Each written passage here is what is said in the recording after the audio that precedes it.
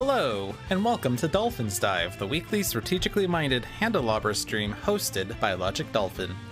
Handelabra believes in civil rights for everyone and in being as inclusive as possible, so any comments or activity actively working against those goals are not welcome and will not be tolerated. You can follow us at Handelabra Games on Twitch and Handelabra on Twitter, Facebook, and YouTube. You can follow me personally at Logic Dolphin on Twitch, Twitter, Discord, pretty much any avenue.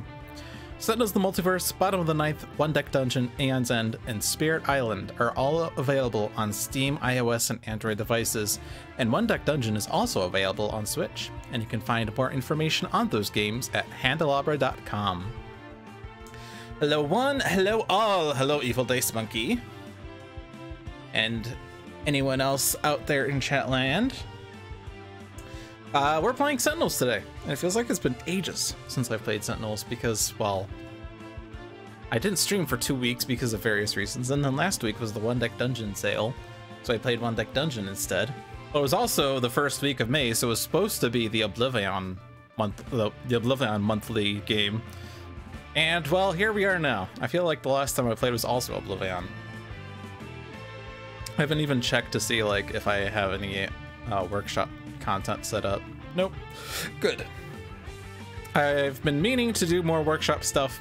I should probably do some of that offline, TBH. But these days I kind of just do Handelabra content on stream. Because I feel like if I'm playing it, you should experience it too. It's Oblivion all the way down.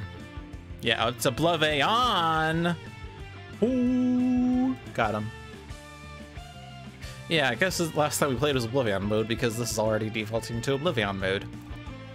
So my usual setup is I hit randomize until I get 4 heroes.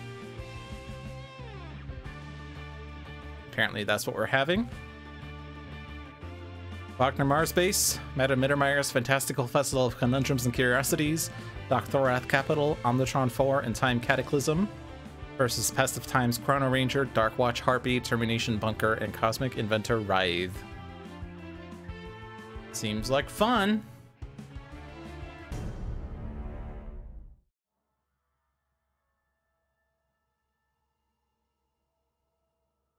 Space and time disintegrate at my command.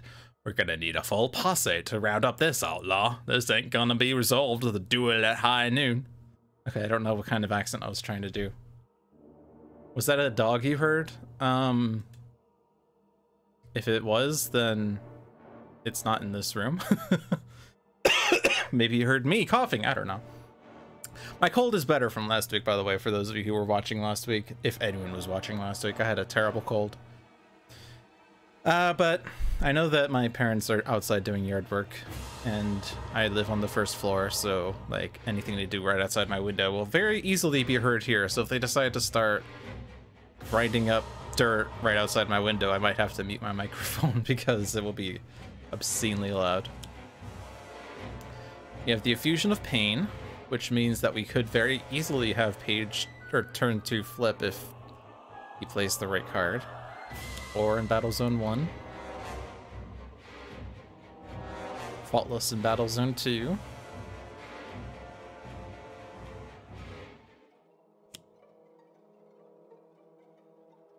First card play is move heroes dealt this way to the other battle zone. Perfect. So the reason I was talking about this was that at the end of Oblivion's turn, move Oblivion to the other battle zone. Each target there deals itself 2 infernal damage. If 4 hero targets are dealt damage this way, flip this card. And hey, look, there's 4 hero targets here that are also moving to the other battle zone here. It sounded like a dog collar being shaken. What would that be, actually? I don't know. Was I moving keys around? Was it like this? Because if so, I just moved my key.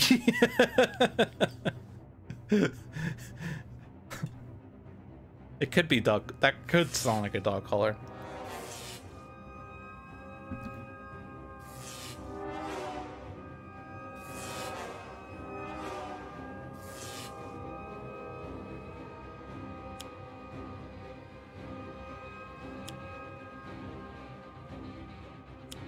Be sure to feed your keys all the treats they want. Yeah, kind of have to make sure you do that because you don't want your key to disobey the next time you try to unlock a door. So allegedly in this update, Faultless now works correctly, and anytime he has a +1, he doesn't automatically decide to make everything a -1 or whatever it was. I think if he had a +1 and a -1, he just ended up doing the -1 rule to everything. Alright, so Shield Phase 2. At the start of Oblivion's turn, incapacitate all heroes here. If at least one hero is incapacitated this way, remove this card from the game. So we can guarantee that this goes off by leaving at least one hero in both battle zones. We could also try to opt for spread of heroes. We could opt to avoid doing the shield flip right away because this is very likely to happen and at our disposal. And we could spend some time in Phase 1 because when we go to Phase 2, you know, the countdown resets and all that, but we will not have the setup that we normally like to have. The current objective is Infusion of Power, which is annoying because we can't get that immediately with Chrono. But the Apex of Humanity, we can very easily just claim on whoever we want, except for Chrono, who would also love to have it, though.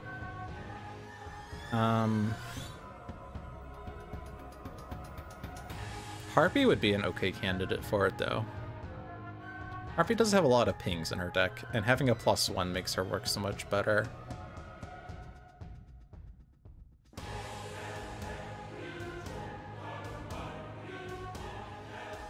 So if we move Chrono and Harpy to Battle Zone 2, then Harpy can take this reward.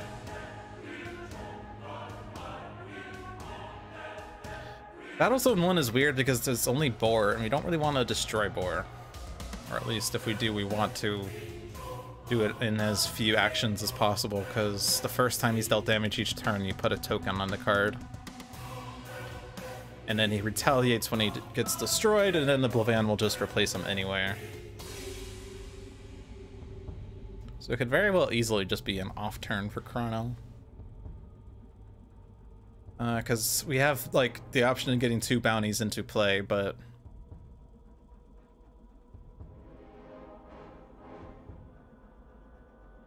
I don't really want any of these cards in play just yet. I guess we could put Hunter and Hunted in play.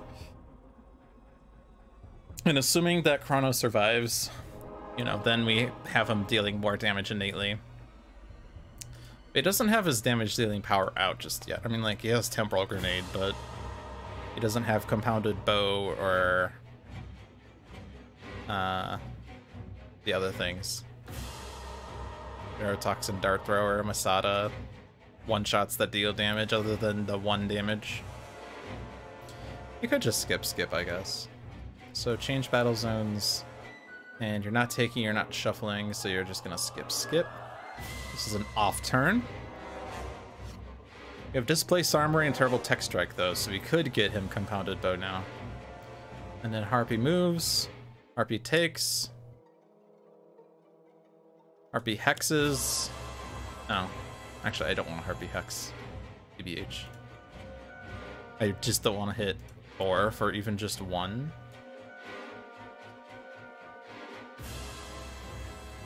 I mean, once she has the +1, like, everything's so much better. So I just will not play cards either.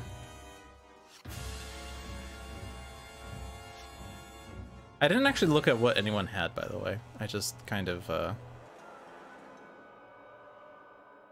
started clicking things. You can take the damage because she's gonna get this flipped and she'll have a -1 in sustain. So Termination Bunker has Gatling Gun Maintenance Unit, Recharge Mode, and Turret Mode, and Cosmic Inventor Wraith has Darkly Dreaming, 2 Somber Tinkerers, and a Swallowed by Shadow. And Nature's Compulsion is on the stand. Interesting.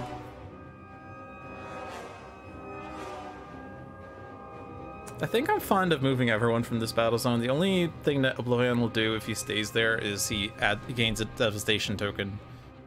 But Faultless won't do anything, and if he does move battle zones and caps all of us, then it's okay. But what I could do with Termination Bunker that I couldn't do with the other people is he could stay here, take Nature's Compulsion, and move to the other battle zone at the end of his turn.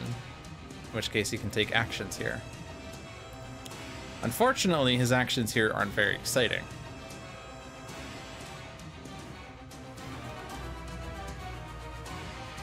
We could gamble. Well, in order to gamble, I'd have to destroy turret mode. Or no, just an ongoing or equipment card. Oh, right. So we could play, like, maintenance unit. We can destroy maintenance unit. We can draw a card. And maybe that card is, you know, grenade launcher or black cannon. Either of those will destroy some Aeon Men, which means that Oblivion doesn't destroy those Aeon Men at the very least.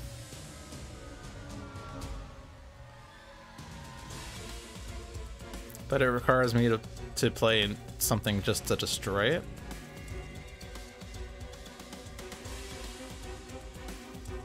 I guess I could play Gatling Gun and destroy Gatling Gun, because if I miss on finding a power, I could just play Maintenance Unit. I could also play Recharge Mode, in which case at the end of my turn I draw an additional card and I have a damage reduction. Or it goes after who? The hero targeting a player with most rewards, so it's going to be Harpy anyway.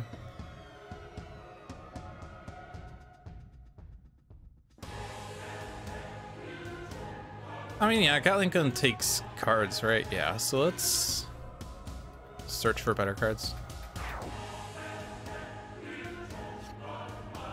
Heavy Plating is basically Recharge Mode, but without card draw, so I'll just play Recharge Mode then. Get Omni Cannon, and there's the Flat Cannon. So I'll move Battle Zones to put a token on this card. Next one down the list is Building a King. Each player may discard or destroy any number of their equipment cards or mechanical golems if at least 3 cards enter the trash in one turn. Blah, blah, blah. And Bunker has 4 equipments.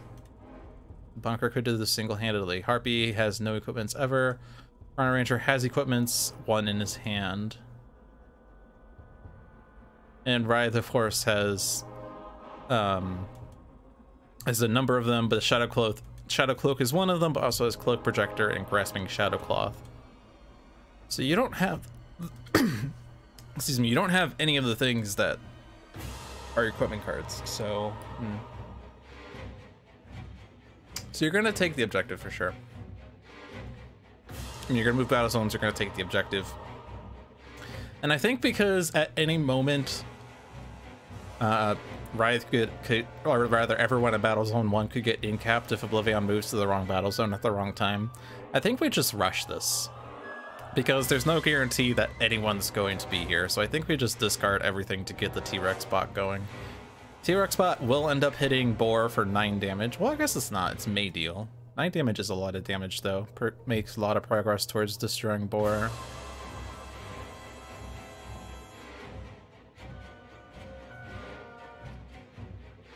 I think I don't want to play Darkly Dreaming just because it's so good damage.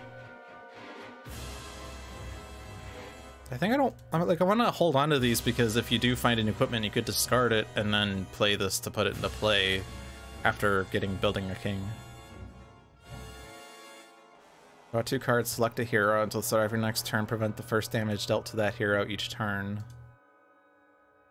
You can at least prevent the damage that Boar would do, I guess. It is like increased damage dealt by this card by a lot. Yeah, and the Scion cards will typically say this card deals damage. The one that's probably worst right now is Elemental Pandemonium, because 2+1 3 times. If that does go off, that probably means like we're taking a lot of damage anyway.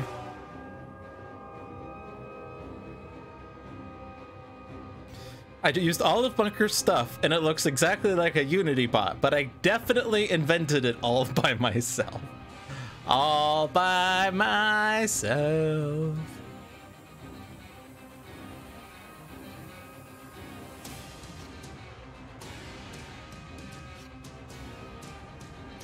So those aren't equipments. That searches my deck for the Shadow Cloak. Can't play it though.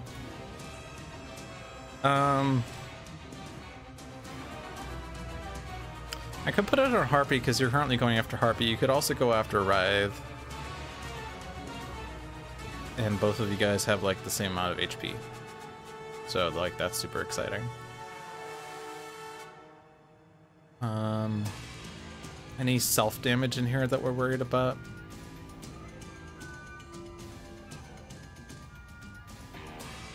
Doesn't look like it just yet. It'll go either way, I guess.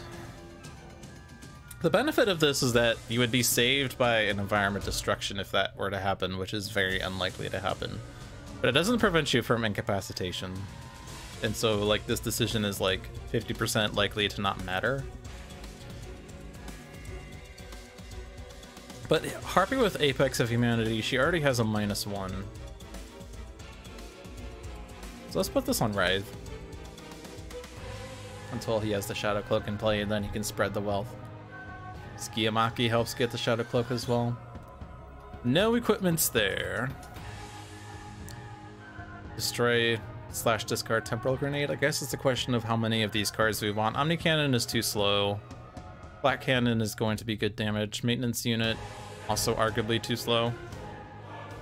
So I guess Omni Cannon, Maintenance Unit, and then it's either Heavy Plating or Temporal Grenade. We don't have Ongoing Destruction anywhere else at the moment, so I guess that means we keep the Ongoing Destruction we have. Just in case there's an ongoing card that enters this battle zone with Oblivion's card play, or if there's an environment we need to destroy. It's Falcon or Mars based, so it doesn't really... There's not too many that are terrible. So I guess we keep everything but Flak Cannon.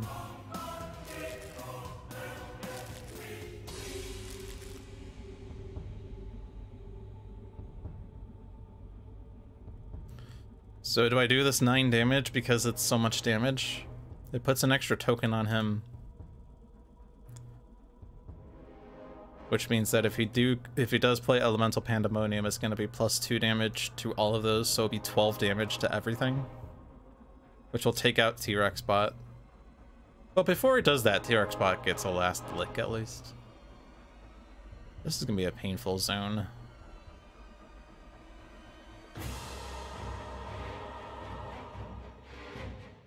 I don't think I need to hit him. We're not in a rush to take down Boar, so I'm not gonna do that. Or he gets a +1 damage anyway because of Villainous Weaponry. Good job.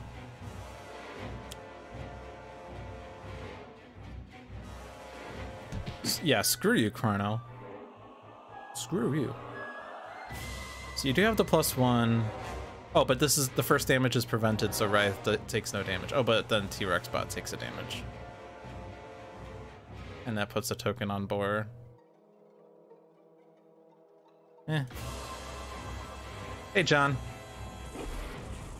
Does hit back on Villainous Weaponry, at least. Hey, look! Core Game Oblivion spoilers. Rude. Hey! We've damaged Oblivion. And the Scions did not move Oblivion, so we have successfully not moved to page 2. And then he moves to this battle zone and uppercuts us. And what? That would have actually killed Boar if we did hit him with T-Rex Bot? Dang. But, you know, Villainous Weaponry makes this -1 damage.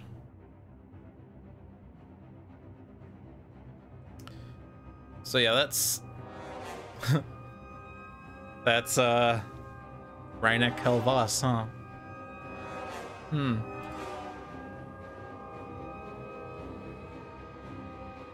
So we hit Boar first, and then Villainous Weaponry, and then everyone else.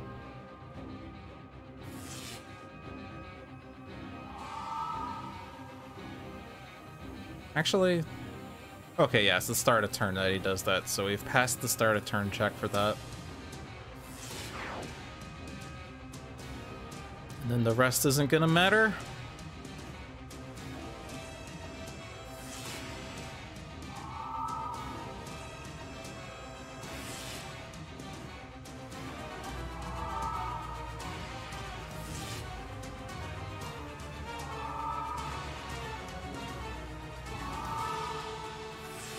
T-Rex Bot!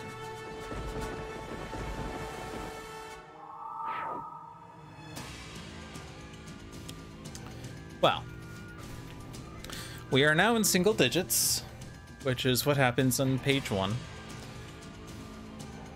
So if we can somehow survive the Scion turn, we could just sacrifice everyone to the start of turn incap, but we have to survive the 4 damage. Which, if Writhe has the Shadow Cloak, most likely we could target Writhe, except he doesn't have T-Rex Bot anymore. It would just be going towards Harpy anyway. Also, Bunker still has Nature's Compulsion, so you would like to get as many charges on that as possible. And then there's a question of, like, do we need to clean up stuff in Battle Zone 2 because of all the Ian men over there? Could be why I have Darkly Dreaming in my hand. Moving Writhe to Battle Zone 2.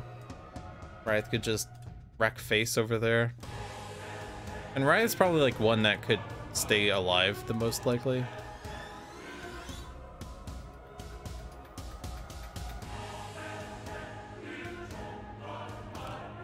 Is there any way that we can stay alive against Boar? We could just move everyone to Battle Zone 2, I guess.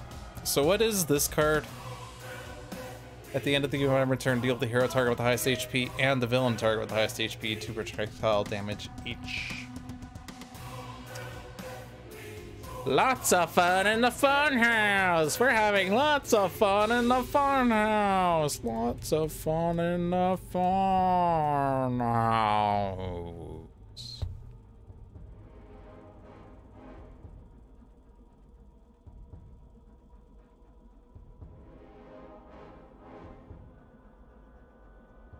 Also, what's the current one we have here? Filter heist. If you reveal 3 different keywords, blah blah blah. Which can give us the Infinity Cannon. There are a number of words in your deck. Most of them are ongoing bounty. Some of them are equipment. But ongoing bounty, like, serves 2 purposes. And ongoing limited serves for 2 of the words, rather. Not 2 purposes, but 2 of the words.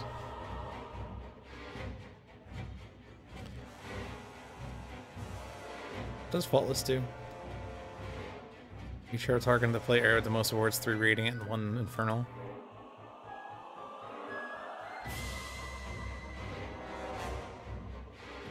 And at the start of this villain's turn, each hero target deals itself 1 psychic damage.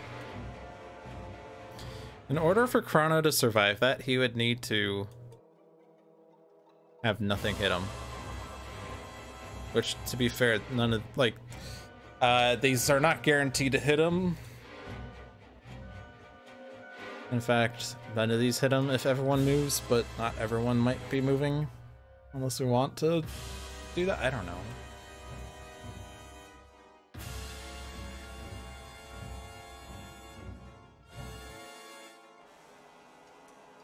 I mean, Harpy's doing a lot of damage too. So if we do commit to Darkly Dreaming, like, I think with Harpy we can set up Drink water, bro. It's very important. Alright. I don't have my face cam on, but I can turn it on for this. Hello, I'm Logic Dolphin. And I have, not water, but Diet Coke. Scrumptious. Alright, face cam off.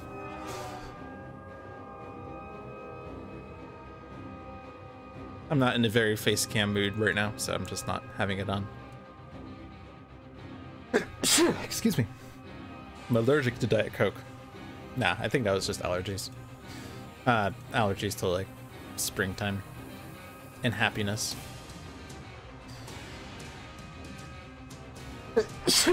Bless me. Jeez. I'm pretty sure this is not the cold. I'm pretty sure this is, like... 'cause it feels like it's, like, just a sudden surge of, like, allergens in my nose. Anyway, we might be able to keep Chrono alive. No sneeze cam. Nope. I'm more professional than the Handelabrats. Kappa.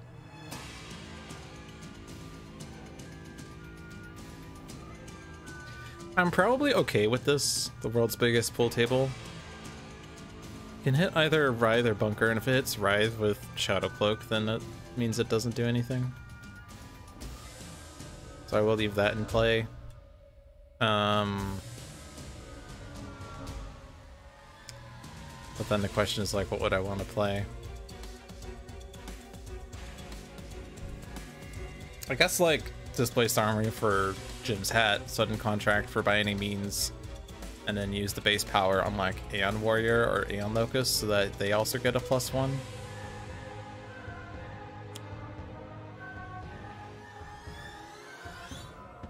You've been watching Seinfeld?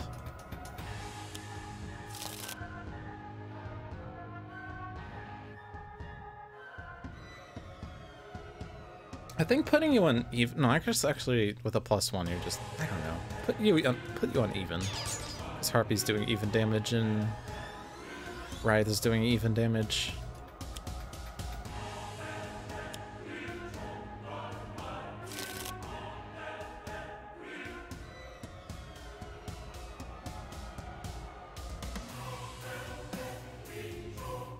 Why does that say 2? 1 +1 -1.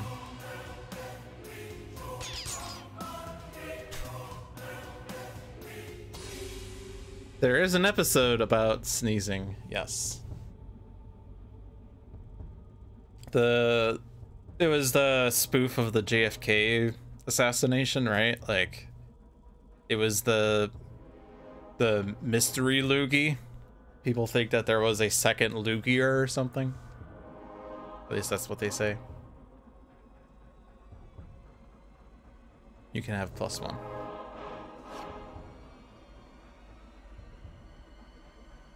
Oh, that was spitting. Right, that wasn't sneezing. You're right. Damn. Fewer than 3 keywords. I demand a recount. At the end of your turn, if at least 4 cards were destroyed this turn, flip this card. Right, yeah, Keith Hernandez. That's right.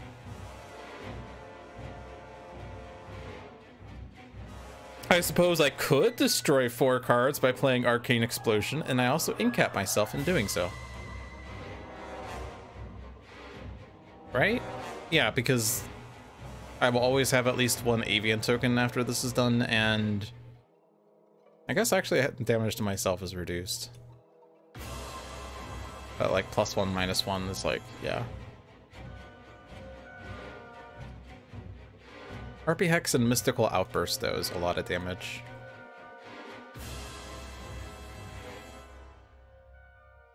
Harpy Hex deals damage when it enters play.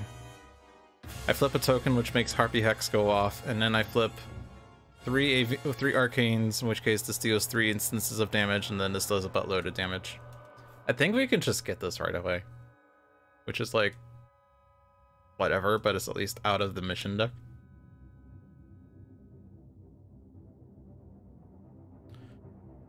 George says God bless you to a woman after she sneezed and her husband didn't say anything and had an affair with her. So, like 10 years ago, you should say you're so good looking after someone sneezes. Yeah, I could see Jerry saying that. Why do we say God bless you? What does sneezing have anything to do with blessings? If we're going to say anything to make the other person feel better, we should just say, you're so good looking.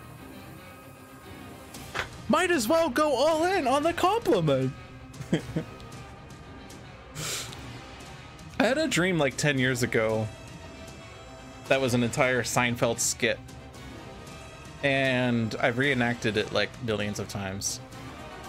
So of course this story has been exaggerated since I had my original dream, but like, let me set the stage for you. Jerry and George are in Jerry's apartment, and George is like, I got fired today, George. Or Jerry, I got fired today, Jerry. And Jerry's like, what? Why did they fire you? Because I didn't work. I was just sitting there in my office doing nothing, and they fired me. Can't believe it. You know, that sort of thing. And then Kramer walks in. What's going on? And then Jerry's like, George got fired. And Kramer's like, oh, well, you know what you gotta do, George? You gotta get fired. And George is like, what do you mean? I already got fired. And Kramer's like, if you get fired, when you're fired, then you're hired. So it's basically a double negative thing. So then, like, George goes back into work and, you know, into his empty office because it's been cleaned out, but he, like, tries to start a fire or something, and then, like, the boss walks in and is like, "What are you doing, George? You're trying to destroy this facility? That's it! You're fired!" And George is like, "Aha! I was already fired, but you fired me again, which means I'm hired." And the boss is like, "Huh. I guess you're right. Welcome back, George." And then, similar vein is Elaine complaining about getting dumped. And Jerry's like, "Well, you know what you gotta do, Elaine? You gotta get dumped. If you're dumped when you're dumped, then you're humped." Okay. Now I'm done. That was my Seinfeld, imaginary Seinfeld episode reenactment. Basically double negatives, but yes, I swear I dreamt that episode. Like, I'm sure I've added details since, but I definitely remember the "if you're fired when you're fired, then you're hired" by Kramer line. I might have made up the dumped and humped line. Okay, I'm destroying 4 things for fun.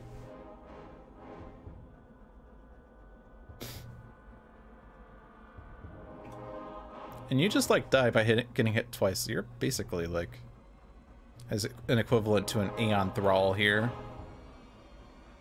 You're right, everything's made up and the points don't matter.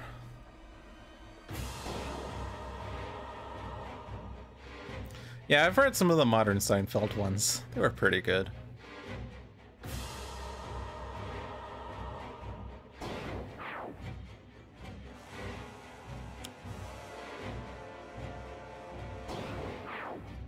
Yeah.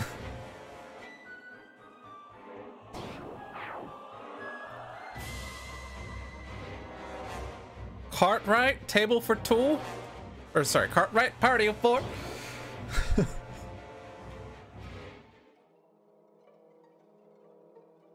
What's going on, George? Are we getting our table? No. Why not? You called out Cartwright, but you're George. Yes. And he said Cartwright. Yes.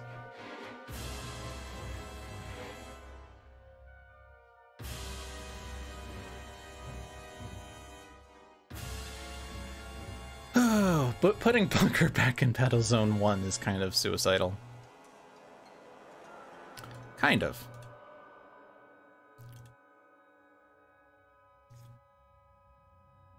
You're not swapping. Do you want to trade for some reason? Do you want to try for Filter Heist?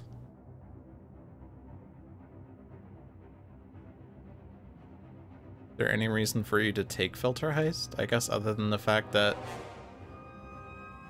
I guess Nature's Compulsion on Chrono is also fine because it provides a +1.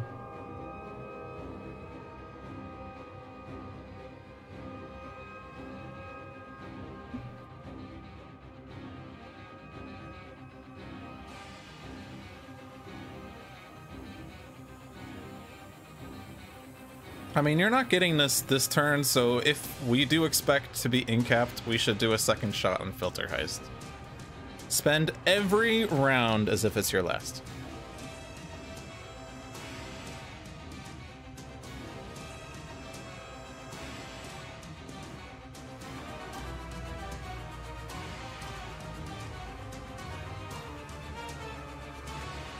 I don't think I'm actually killing Aeon Warrior now. But I think that's okay.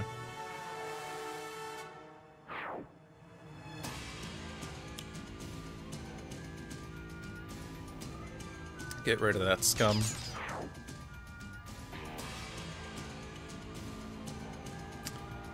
Yes!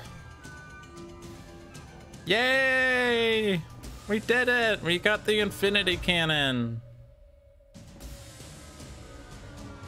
And now we have Create Contraption. How many equipments do we have? Like 0 now? Because we discarded them all for another thing. Temporal Grenade. Ancient Tome actually is an equipment, so I lied when I said you never have any. You have 2, or sorry, you have 0. You have 0. But this does keep tokens on it, which is nice. Chekhov's hair dryer.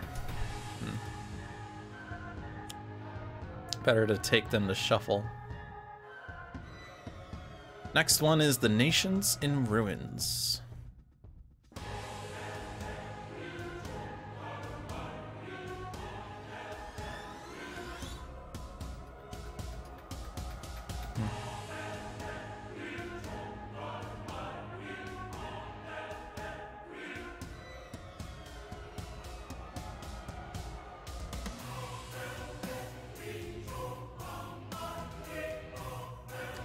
You do not have an ongoing or equipment card.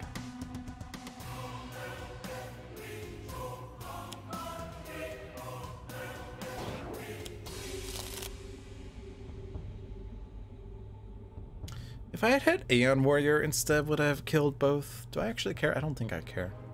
Not a super big, like, deal breaker. If you're still in play. Or I could just destroy you. How about that? Yeah, because I don't need to do the AoE anymore. Oh.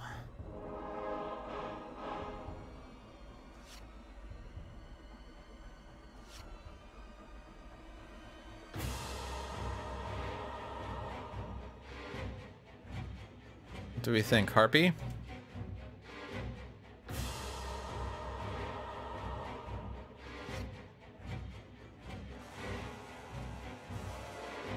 How many equipments did you end up drawing? Umbral Siphon. So we have 3 equipments. So we're not getting it right now, and we can get tokens by discarding for other effects instead, so I would say skip.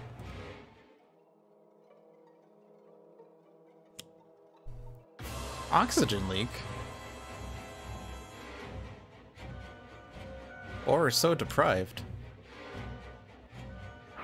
He hates the wave. He's making a wave of oppression with regards to the oxygen leak, apparently. Hero target with the lowest HP cannot deal damage. Poor Chrono. Writhe. Oh, it's not actually right. He's not immediately not taking damage. He has to discard for it. Oh no. If only I had something to discard for it. Oh look, I put a token on the card. Haha. And look, the interaction was fixed. He was dealt even damage. I think. I'm not sure if that was the entirety of what happened, but he was dealt odd damage, and the game didn't act as if he was dealt even damage because it was originally even. Thanks, John. Yeah, so we got the token there as confirmed. That's prevented. That's prevented. Oh yeah, no, I'm not discarding 2 cards. Screw that. Discard a card to not take 1 damage. I guess technically I was dealt 1 damage earlier and I decided to not do it anyway.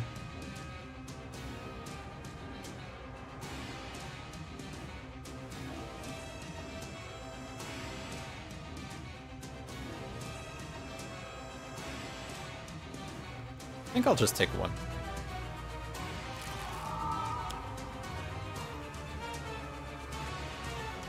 Why was that a discard sound? Why did I hear a discard sound when I didn't do anything? Sign with the lowest deals 2 years of the lowest 2 damage each, and then blah blah blah.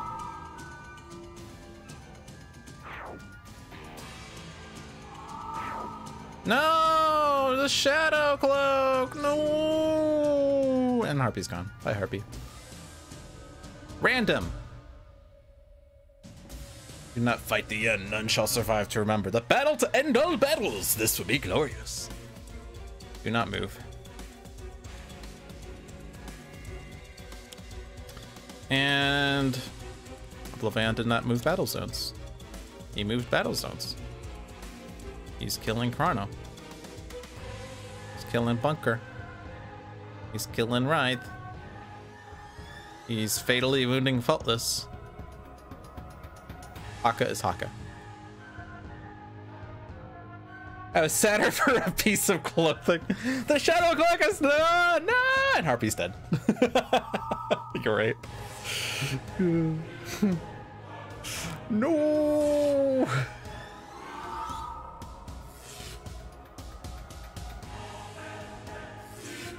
All right, so we don't have the 11 tokens, dang. Uh-oh. We don't have the thingy. We don't have this reward. We don't have this reward. We're also sitting on 12 devastation tokens, which is scary. Wabam. Even time has an end. There are no futures. This is the endpoint. I'm seeing the inevitable horizon. It all hinges on the moment. So at the end of your turn, if there are more hero targets in this battle zone than non-hero targets in the other battle zone, you may play the top card of both environment decks. I think that happens in Battle Zone 1, right? Because there's 2 hero targets in Battle Zone 2? 2 non-hero targets in Battle Zone 2? So if everyone moves to Battle Zone 1, then that works. Your toys will not save you. Technology fails and falters at my whim. Come to me, my robot brethren. We are all Devra. Bring Debbie back. Hashtag bring Debbie back. Despair, heroes of Earth. Oblivion has come for your world. Each and every one of us made a choice to be here. I'm proud of all of you. Alright, so Chrono Ranger got no rewards. And currently 3 hero targets, 2 non-hero targets, so we get this as long as Capitan stays here. Is it worth keeping? Because this one's the El Mejor Legado? Yes, I like that one. What are we going to do about the fact that an environment's getting wrecked? We can have Legacy with Heroic Interception to be the guy that gets incapped in Battle Zone 2, I guess. I guess that's our goal now. Bring back Deborah.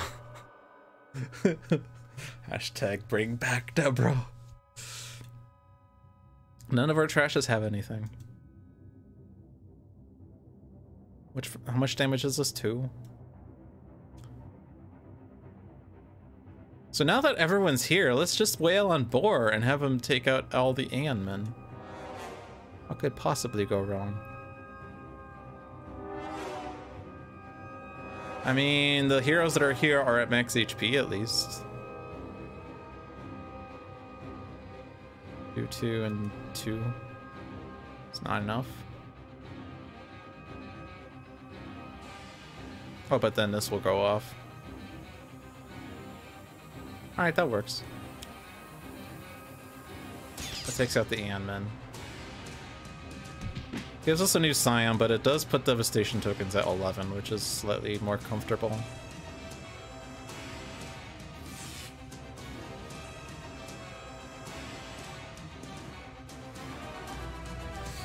I don't think there's a reason to select someone in particular, other than Robot Reclamation, I guess, except that won't even work. Playing Takedown, or not Takedown, Heroic Interception. You want your Flintlock and Cutlass? Or no, that's not the power. Discard. You're just discarding, right. Don't discard the Scion deck because there are Scions that flip when the Scion deck is empty, and that's bad. Why can't I discard the top card of the mission deck? Because it doesn't count as a deck in play, right? Duh. Don't think I want to touch that. Seems bad. I'll just hit Commodora because things.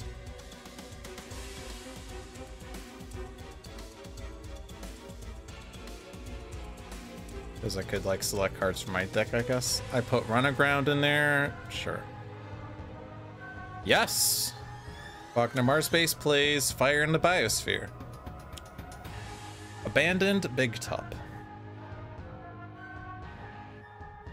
Well, bam. Did it, did it, did it, did it, da da da da da.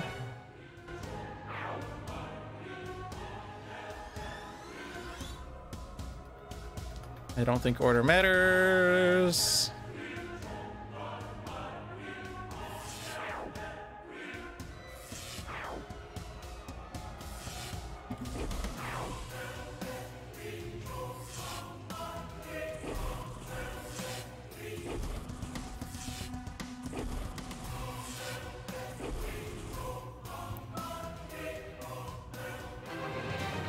It's you!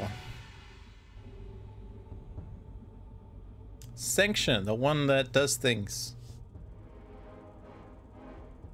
Sanction, the one that says whenever an objective is moved to a hero player area or flipped in a hero play area, discard the top card of the Scion deck. Rude. Alright, so the next mission is Enraged Terrorbird. But we could also just take back the apex of humanity.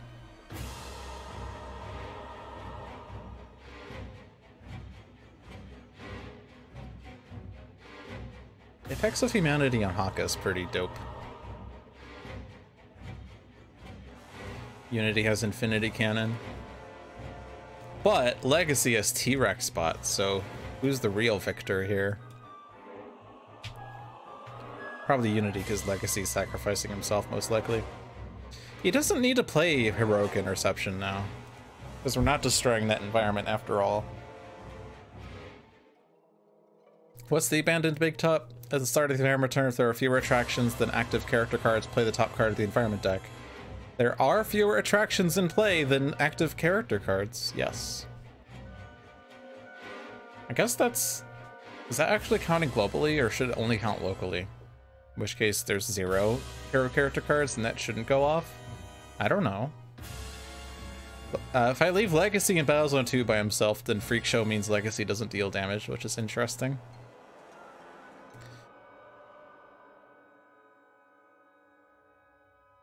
What if I were to stop villain cards from being played in Battlezone 2? Would that be better or worse? Could be better. Could be worse.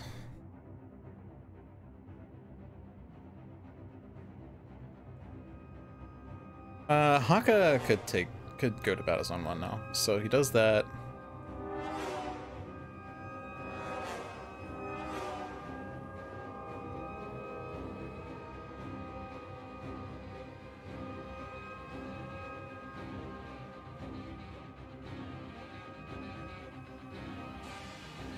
Golem Unity with Enraged Terrorbird, or rather Arataki, is interesting. Getting Arataki to Haka is like, hey, this is your alter ego. Which is interesting. But since you do the self-damage, Arataki could just take that and be cool. Is it actually for your hero or for any hero target in this play area? Holy spokes. This is like Stealthbot's backup, apparently. Holy smokes.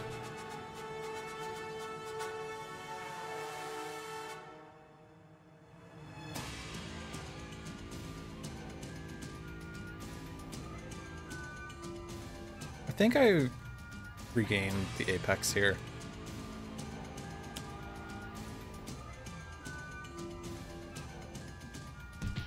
Some sustain on Haka, the Eternal, the Savage. Savage Haka. No, not that button actually.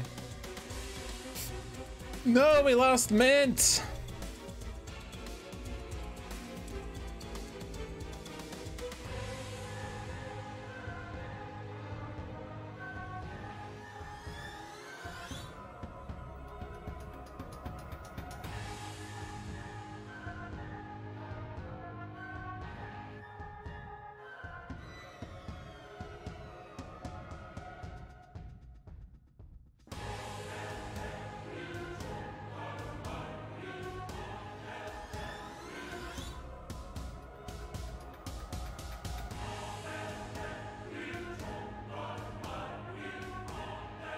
I think I take it to get it out of the way.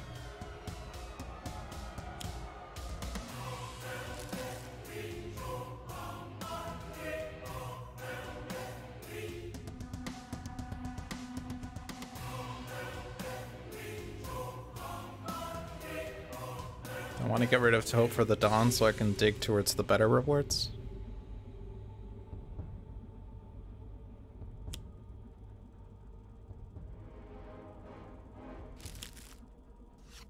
T-Rex spot!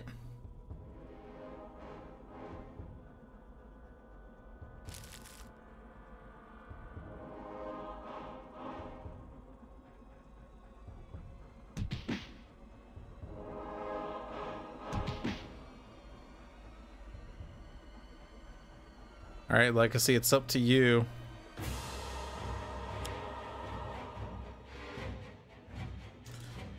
A true hero in the end.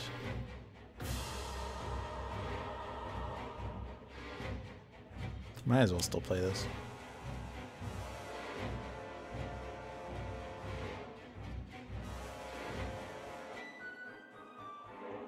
Might as well still play this. Alright. These do not have powers on them. Oh. Ow. Wait, hold on. Heroic Interception does not work on Legacy. What am I talking about? For some reason, I thought that just made everyone immune to damage. That's not how Heroic Interception works. Read the card! Good job, Logic. Good job. Good job.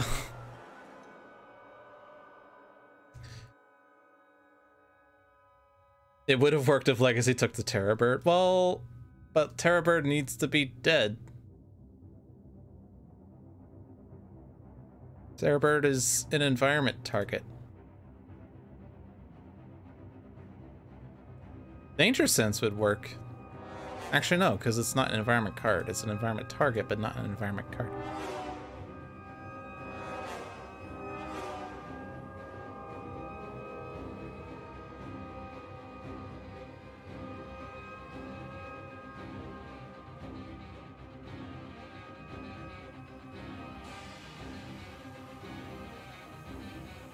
If it gets hit for 25 damage first, then it's dead first.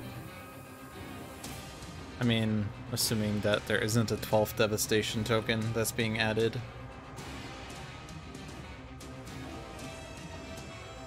Which, you know, it's possible.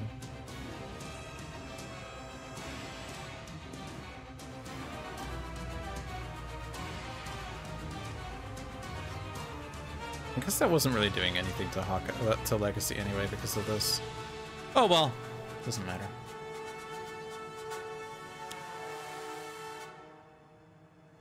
Rude.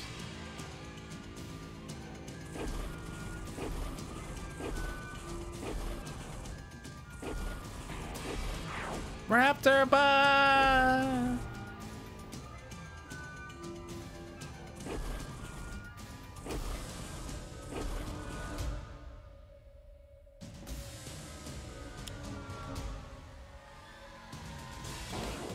El mejor legado. So thankfully that didn't incap a hero.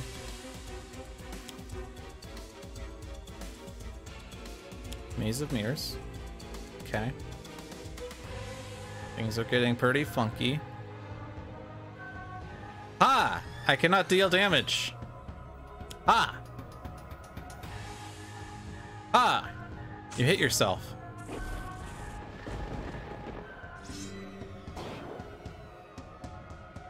Alright. We did it!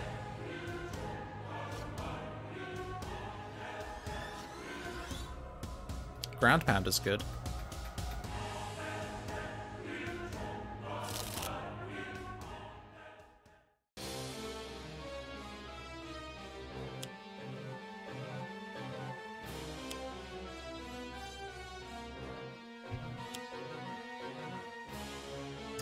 And he's putting 1,000,000 Devastation tokens. Not Maze of Mirrors. So order mattered. Okay, hold on. Maze of Mirrors. Maze of Mirrors. Don't ever hit choose for me in Oblivion, but that wasn't even an Oblivion thing. That was a Maze of Mirrors thing. Hit Faultless and Vessel is the meh option. Although, to be fair, I guess there's an argument that if he hits Aeon Vessel, then Aeon Locust hits. I guess. Oh. Okay. This is where this decision matters. Okay. Do not hit Aeon Locust. How about that one?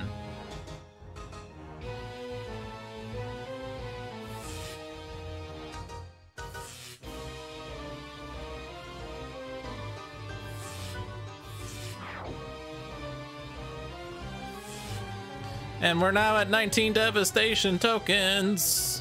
Doo-da, doo-da. But we have life mage, lifeline, blood mage, lifeline. Alright, we have a true hero in the end.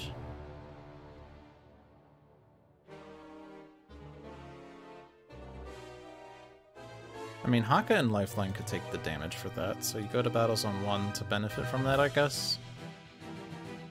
Are there any ongoing objectives? Enrage Terrorbird, so we could trade that so it doesn't do the self damage, and so that we can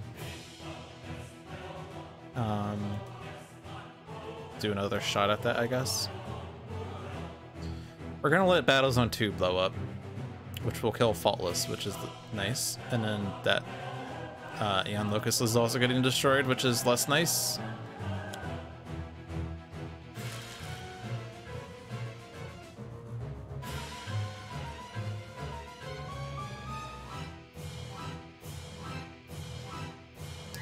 Let's do some wacky stuff.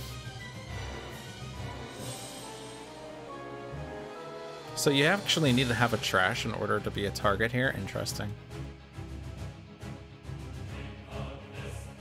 Unity! Flash Forge.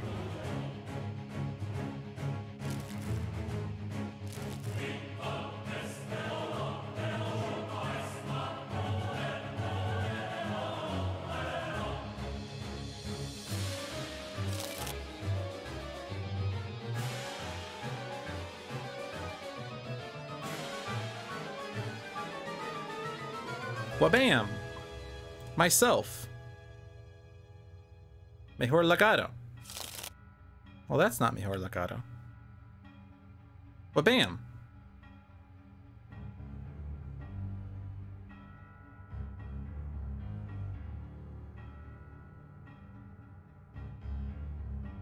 We could have this destroyed in time, in which case we don't need to shuffle True Hero across. And then you can hit yourself to hit Arataki to put Stealth Bot in play, and then wacky stuff happens where every damage redirects to Arataki.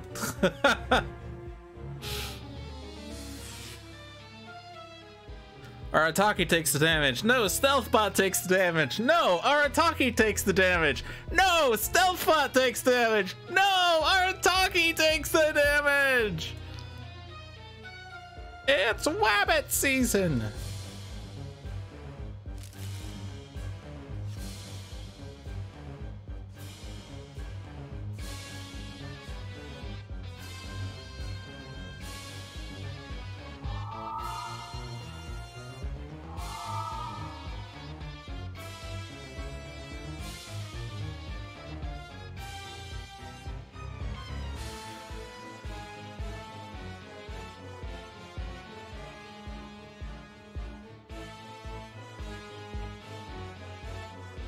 Oh, there's no sustain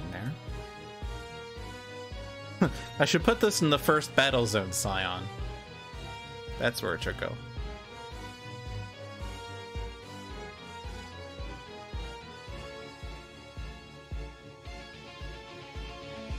Honestly, I think I just leave it here.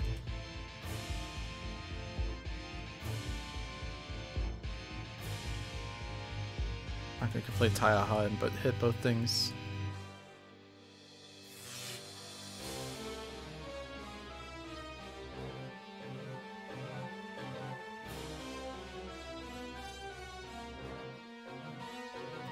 Chronoist.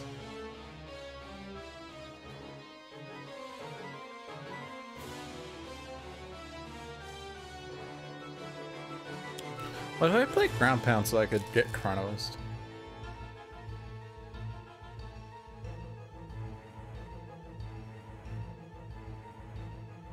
Like, we need 2 more cards. Oh, I guess you could just discard. I didn't return any player may discard, right? Okay. In which case I still do this.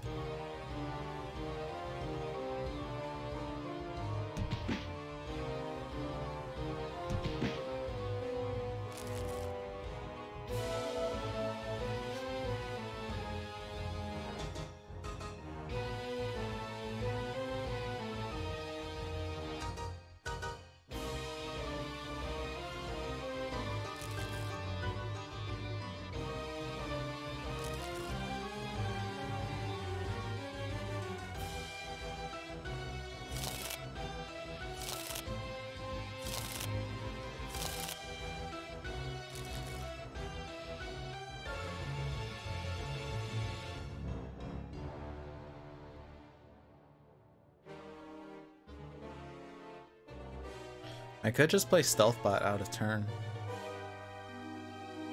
This is not Unity's play phase. If I'm doing that, then I'll play Vitality Search.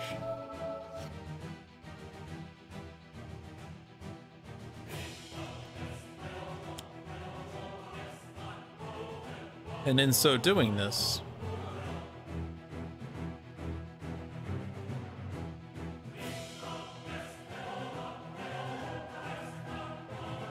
we could instead take the Infinity Cannon back, otherwise we take more missions. I guess Last Wager is card draw at least.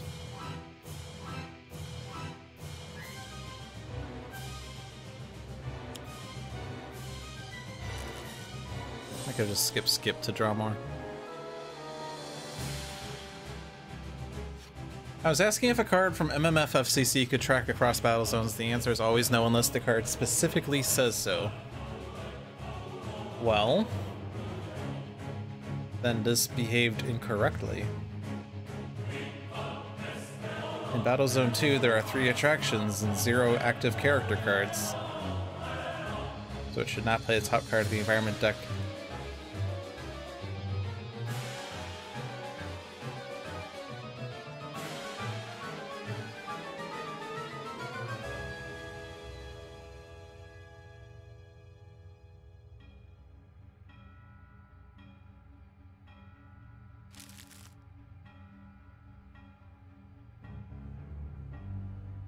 Oblivion is a character card, and so is the Scion. Okay, fair enough. 1, 2. 1, 2, 3. 3 attractions, 2 character cards.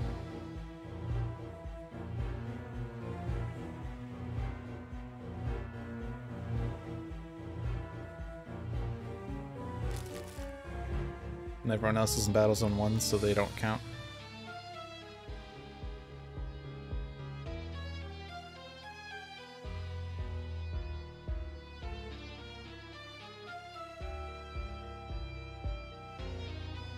Morphic Repository is a weird card because it can get cards from your trash.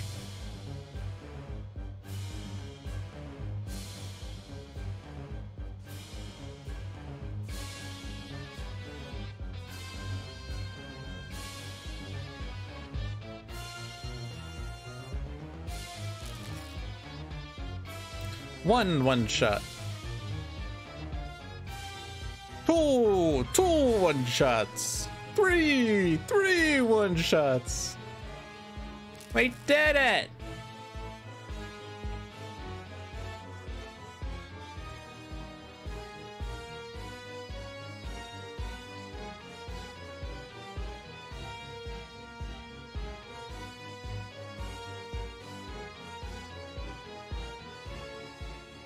I could see this as being reasonable on Lifeline. On Lifeline. I want to take T-Rex Bot back.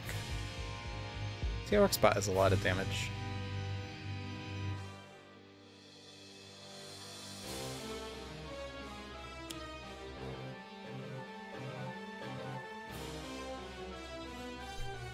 Yes! Oh no! Arataki took the damage!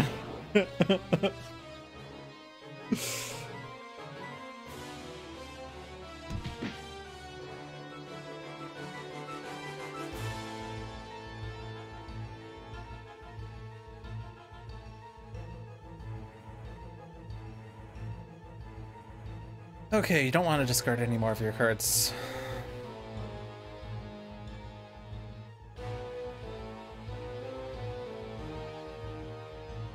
Unleash Energy's pretty hot.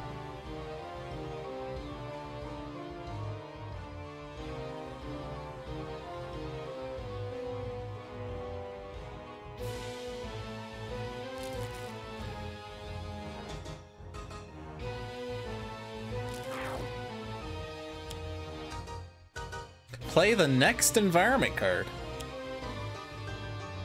And what villainous weaponry returns?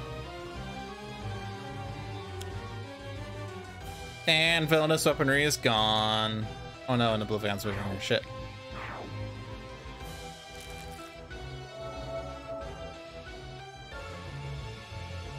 I could redirect this back.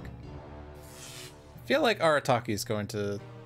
Oh, wait, no, that didn't move Oblivion. Hey, wait, hold on, hold on, hold on, hold on, hold on.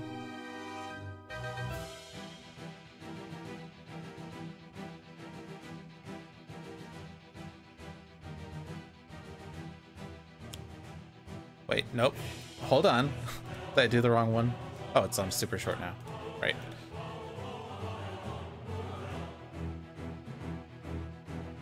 Abandoned Big Top plays the top card of Madame Mittermeier's Fantastical Festival Conundrum and Curiosities' deck. Okay, so there are 3 attractions. There are 2 character cards.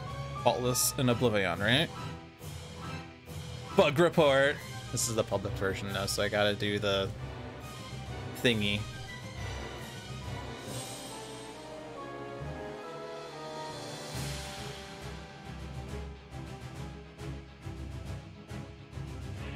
Just immediately going to, hi, how can we help you?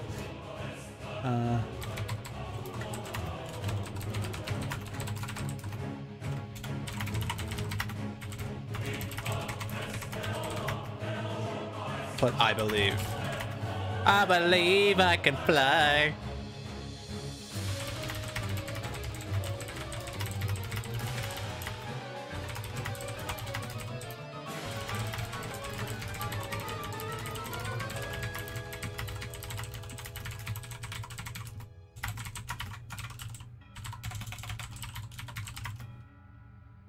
And I can show people how to submit a bug, because no one seems to know how to do it these days. Yes.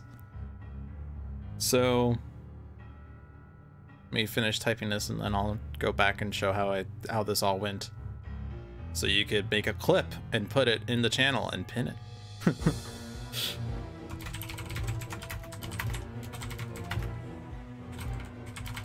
Bam. Okay. So the way that this works, I'm gonna X out of these windows. So you're like, oh look, there's a bug that occurred in the game. I need to report this. Do not go to Discord and type @MigrantP. John doesn't like it when you add him, unless it's for something significantly important. Well, I guess a bug report is significantly important, but he will always tell you to report a bug in the game no matter what, because it will have the game's files included, and it makes it easier to determine whether it actually is a bug or if you misread a card, which 10 times out of 9... Wait, does that track? It's your fault. So you hit the horizontal lines over here. On the bottom left, it says help and feedback. You click that, and on Steam, it will open up this window here. It says, hi, how can we help? Hit this speech bubble here, and it'll pull up a chat window here. Create a new conversation. It will say, hi, how can we help you? Type down exactly the bug that you're trying to report. Basically, you know, include the information that you would have included in your Discord message or your Pinterest thread or your tweet, but into the chat window. Hit send. And what it's going to do is it's going to double check, based on what you've typed in, whether these are the things that are relevant to you. A card asked to play the top card of the villain deck for some effect, and it did, but then the effect didn't happen. What gives? Nope. I destroyed it on the Tron, but the game didn't end. What gives? No. Is Sub-Zero Atmosphere working correctly? Omnitron and Grand Word Boss's cards aren't behaving properly. No. I need to talk to someone. You hit that, and it will send you the automated message that thanks for sending us in. We'll get back to you in 24 to 40 hours for follow-up. And now your bug has been submitted, and it includes all the files from your gameplay, basically when you save the game, or when you quit the game and you have the continue game in the main menu, that's the files that are sent to Handelabra, and they can look at your game save and they can determine that you played the game really terribly, and they'll criticize all of your actions, and then they'll tell you whether the thing you reported was a bug or not. Okay, maybe they don't tell you about your gameplay, because that would be rude. All right. Hope you enjoyed my tutorial on bug reporting with Logic Dolphin. I'm your host, Logic Dolphin. I'm trying to get out. Oh, because I'm hitting help and feedback, that's why.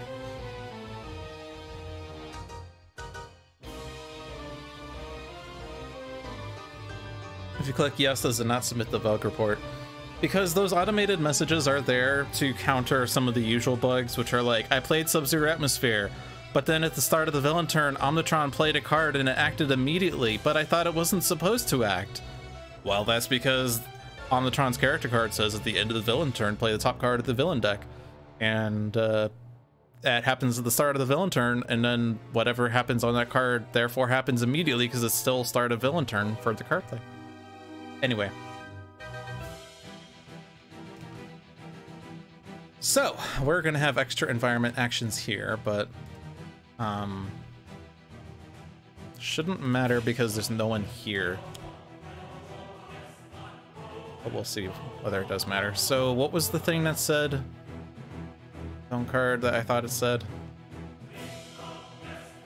If Oblivion is here, move Oblivion to the other battle zone. Okay, so I misread that. Might need to resubmit a bug you found then. But if it was covered by the FAQ, you're good. Yes. Hey, this is heading faultless. Each character card deals itself X psychic damage. But it redirects to faultless.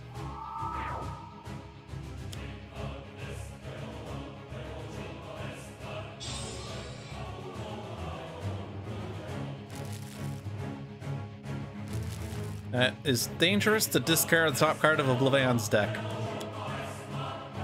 So if I lose the game, it's because of the bug, because that did influence things. What was that card? Oh, Aeon Lucas played a card. Cool.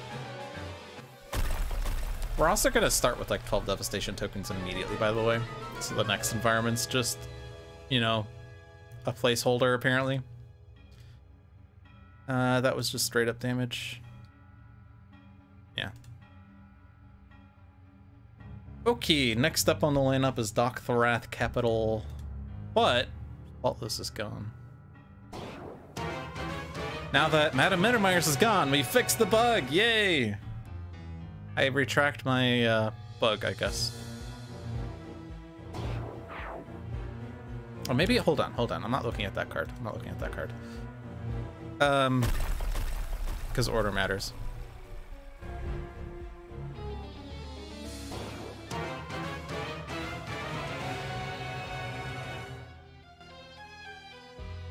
Because we want to hit Aeon Locust last, just in case he moves battle zones. Make sure Aeon Thrall is taken out. And then we're done with this.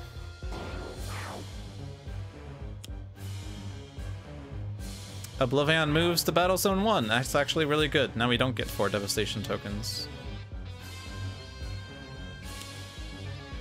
And Focus of Power is going to Battle Zone 1. Or 2? 1? Are we still in Battle Zone 2? What am I talking about? I don't know what I'm talking about. I keep reading things that say move Oblivion and I'm misreading them.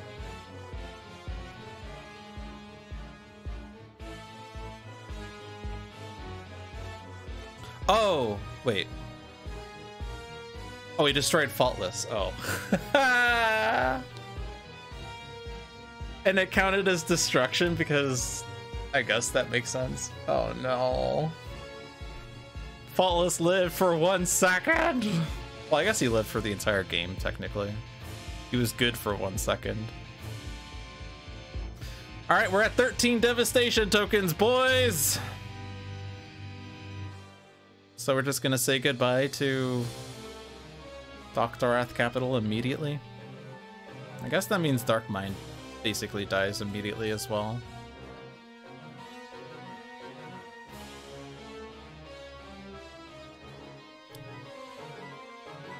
Do we have ongoing destruction? Technically, yes, but not the right type.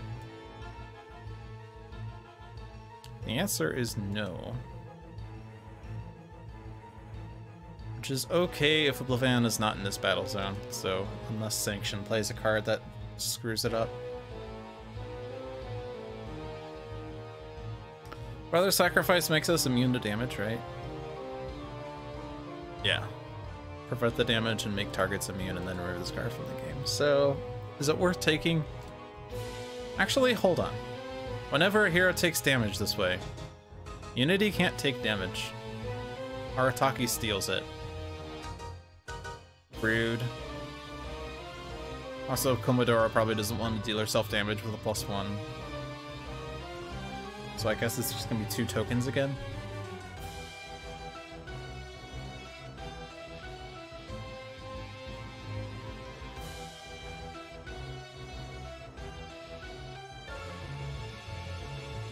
I guess I'm throwing Digital Age on Haka to progress the mission deck.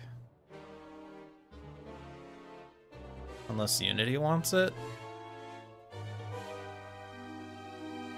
I mean, actually, this is really good on Unity, isn't it?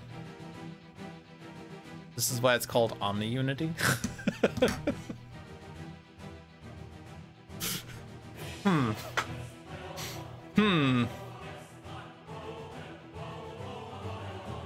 I guess we put it on Omni Unity then, in which case Haka reclaims the magic of the Ennead, and Komodora uses an incap. This card to play could be pretty strong. And during Intercession's actually not bad here. If you can also play Tomoko, which means 2 card plays. And get that off Chronois without having to discard if you wanted. I guess you could also do an incap instead of reclaiming. Is it reclaiming? Reclaim 1.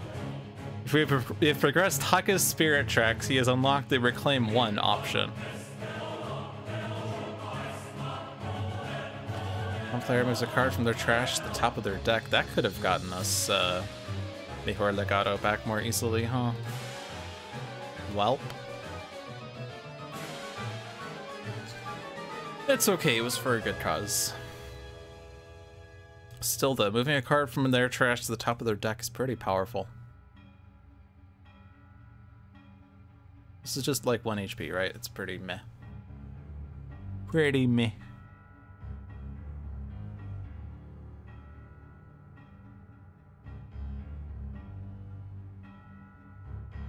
Anyway, oh yeah, I was thinking about Enduring Intercession. I've lost my train of thought. What's the most damage that happens here? Like, you don't really do much damage. The most was fire in the Biosphere. And Haka with Enduring Intercession and Tomoko makes that 0, so it should be a safe Enduring Intercession. I mean, there's like no damage happening anymore anyway, so it's like a useless play as it is, but you know. I guess technically Oxygen Leak deals damage, which might matter.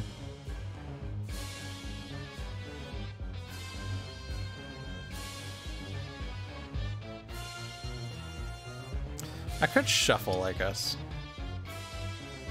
There's also a swap. Wait, why am I swapping? Oh, right, no, I see. It's not trade, it's swap. But putting this on Unity seems hilarious.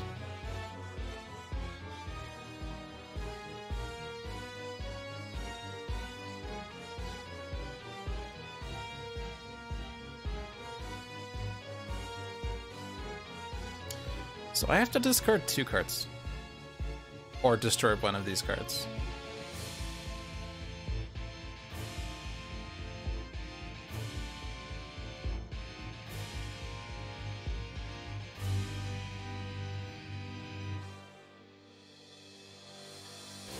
It is useful for its mission side, yes.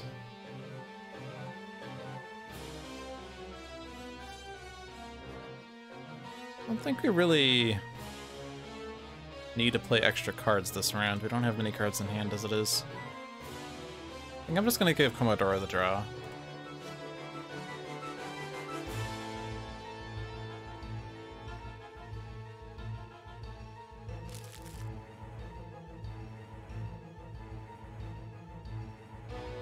This could play a million cards, but I have no sustain right now. I mean, Concordant Helm is basically my sustain.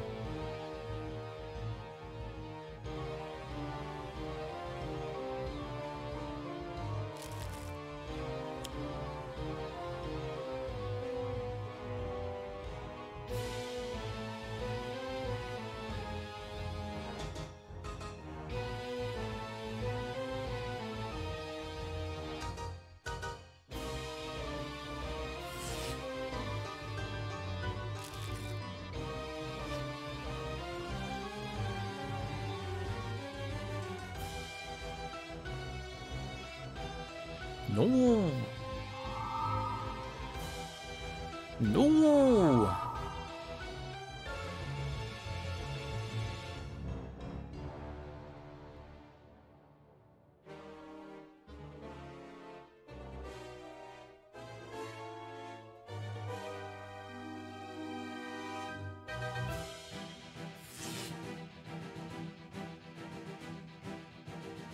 There is an equipment card there.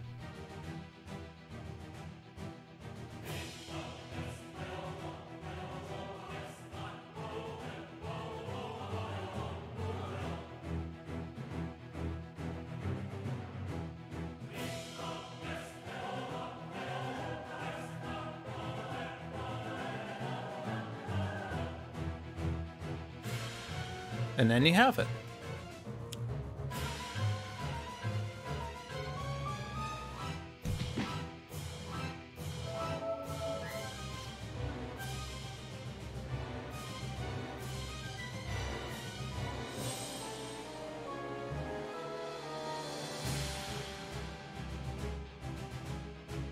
I think we do 2 plays. Or sorry, we just do the damage. Let's not do the 2 plays. Alright. Take. Alright. Hermetic.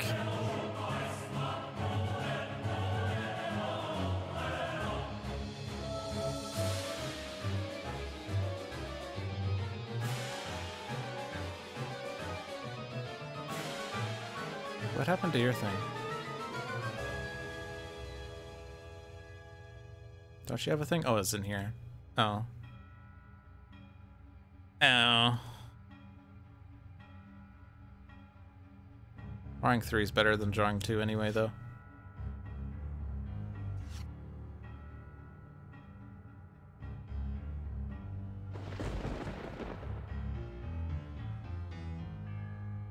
I do not have a golem.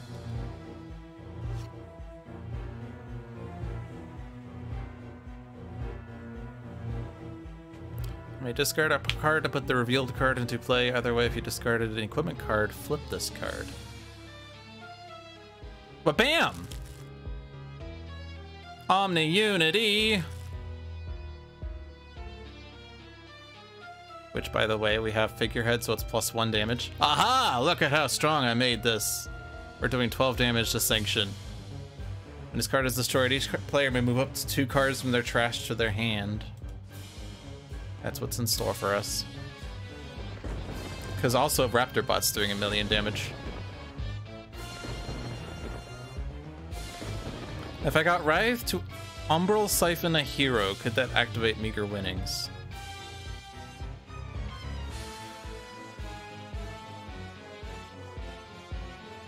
Depends on whether you are allowed to select a hero target that cannot regain HP.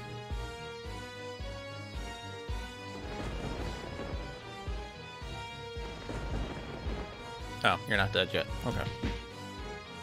Lifeline needs to do something. We need to do something about this. How much damage are you doing? Deals each hero target 1 irreducible infernal damage? Rude. You cannot skip the effect on meager winnings. At the start of your turn, 1 hero target regains 1 HP, and it used to be that you could select a hero target that was at max HP by hitting show all targets, and it would show targets with max HP and you could click on them, but they changed that ruling because it bypassed the whole of, you know, bypassed how the card was supposed to work.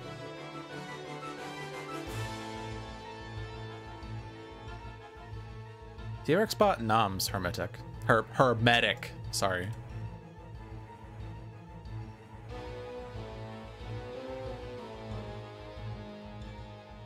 And it's a villain target, so it's affected by Vitae's Strike.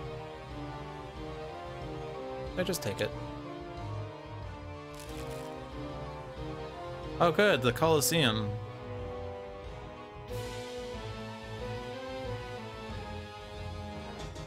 Leyline Shift is pretty good right now, isn't it?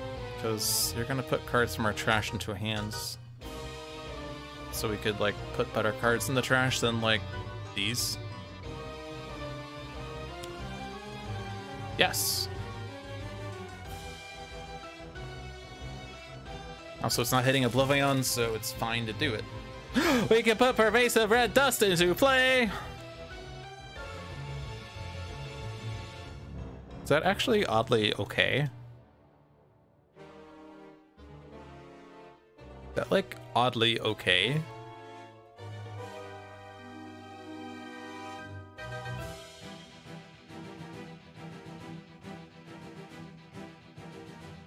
Wait, that's not Lifeline. Because it's not the end of the environment turn. Oh, we discarded El Mejor Legado.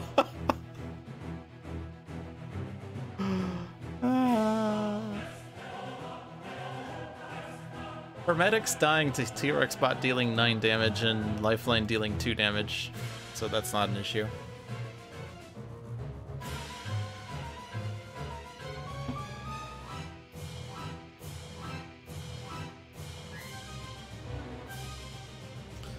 Huh. That's interesting. So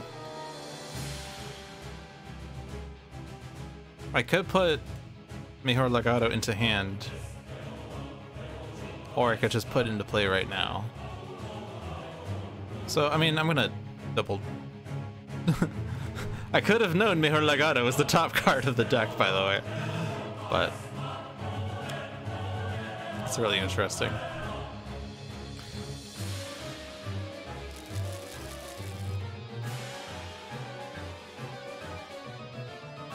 Also, why can't I select the Scion deck here? Like, that was a target. John!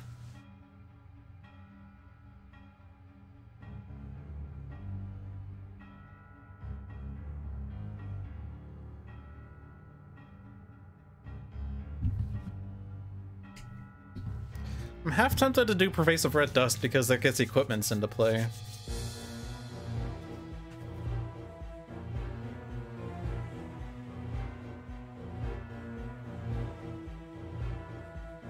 At the expense of a discard, it would get me Mejor Legado into hand, but at the same time, it does cost a discard.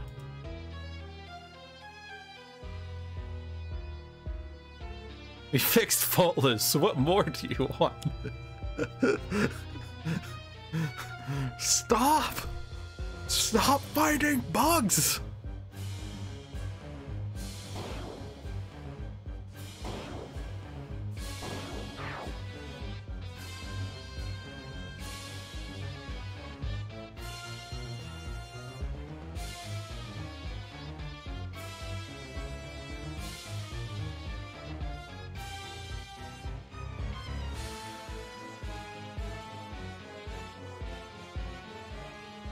Your equipment cards are now mechanical golems.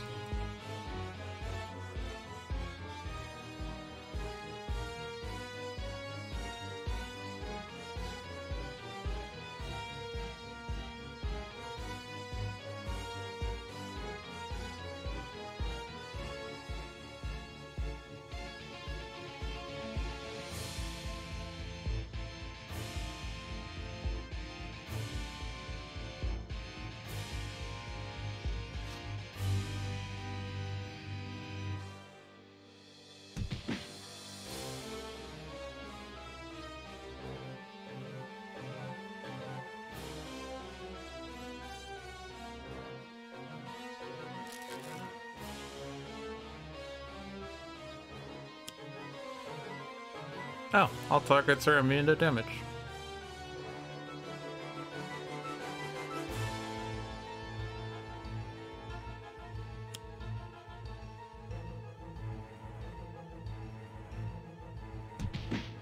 Genebound Ravagers is really trying over here.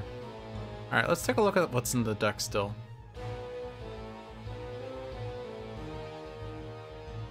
Okay, yeah, he's not moving. I could have known that.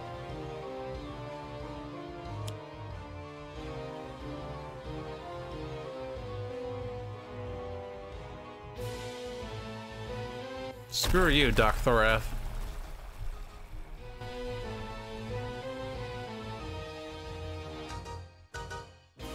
So the order doesn't truly matter.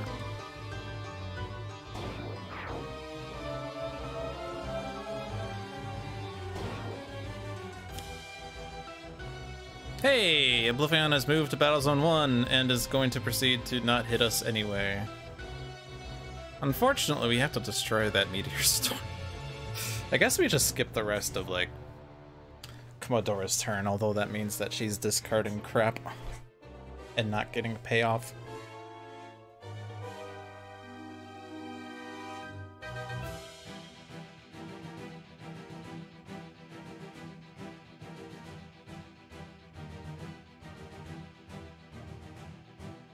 Tab.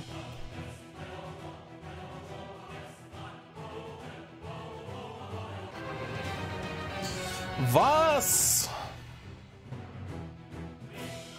But wait, that's not Voss. That's this thing.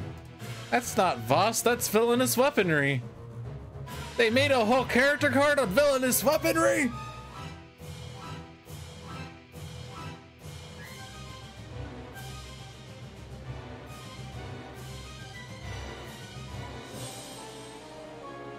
We don't really need this, right?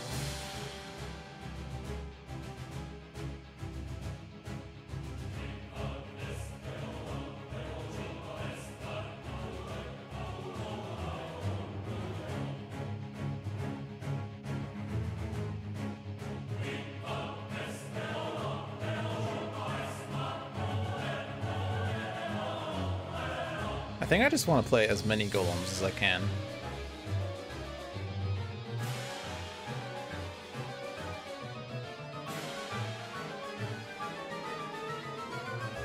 I'd have to discard 2 cards to keep those things in play.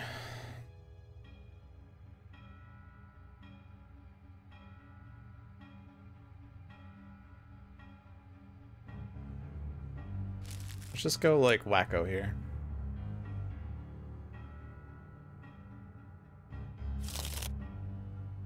Good.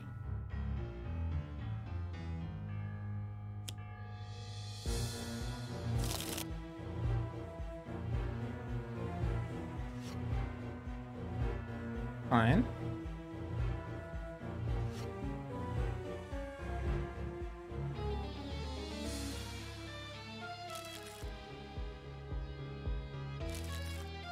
Yes. It's rude that it skipped like all the other things that would have given me the sustain for my stuff. Rude. Should I just like go wacko and have her play way anchor off Chronoist?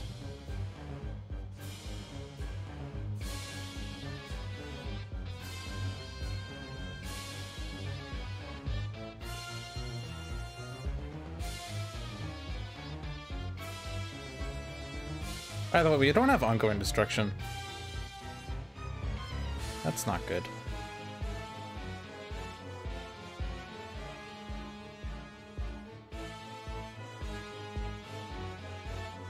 I guess you could flash forward for B-Bot.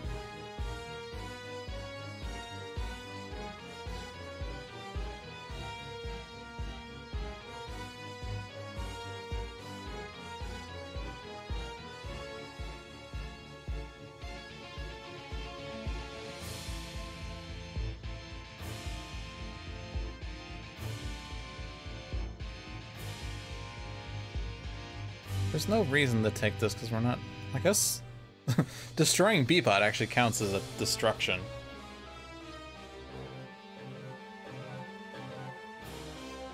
I mean, taking is better than shuffling because at least it's not in the mission pile.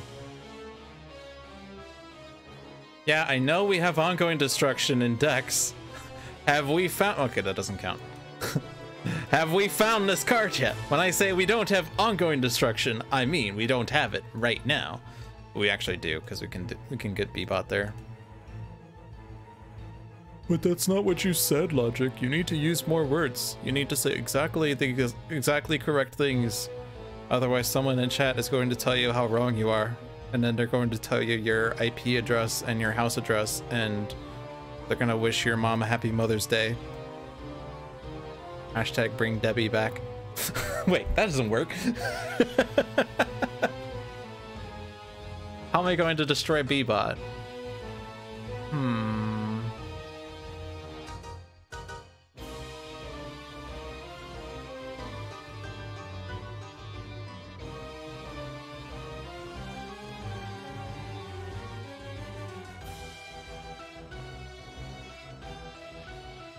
Oh, I see what you're saying. Never mind. I can't hit her because... Never mind. Let me take back everything I said. You're talking about this. John, how about you say Arataki instead of making me jump through hoops 15 lines in a row in order to say Arataki? Stop, like, playing this, like, you know, 20 questions game and get to the fucking point.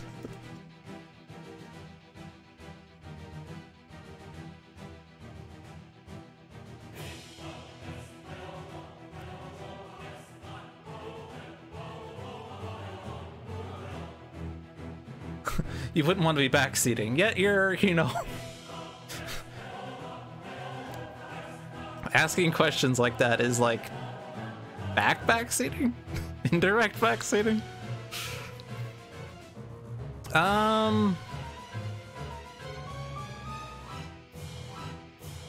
But like this would work.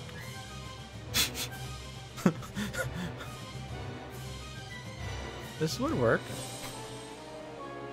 All I need to do is get this into play and then use its power immediately. That's all I need to do.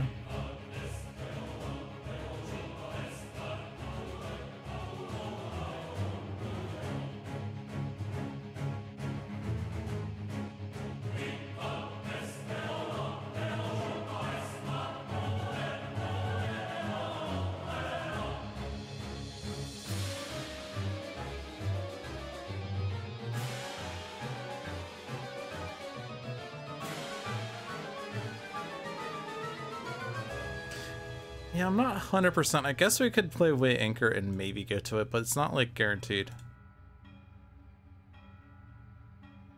And they'd have to be played off of Chronoist. I don't think... I guess having Unity play 2 golems, or 2 equipments right now, makes her deal a lot of damage.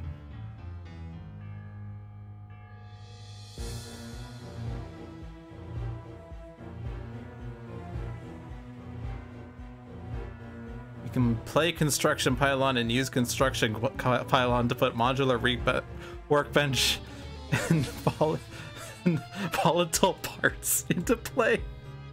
What? Wait a minute. Wait a minute. Wait a minute. Put up to 2 golems from hand into play and destroy this card. Wait! You destroyed a mechanical golem! Oh my god.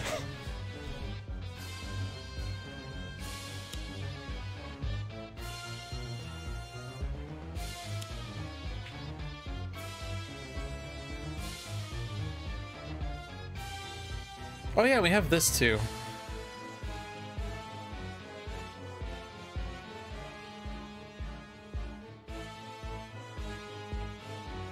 Do I want to ground pound just so that if Oblivion does play an extra card, because we can't destroy this, which is like very likely, then we don't take damage? Or do we hold on to that because it's strong for phase 2? I guess Oblivion dealing damage to everything hits like Arataki a million times. So maybe we should just play ground pound here. But not now because it's the start of turn. I can play Vitality Surge now.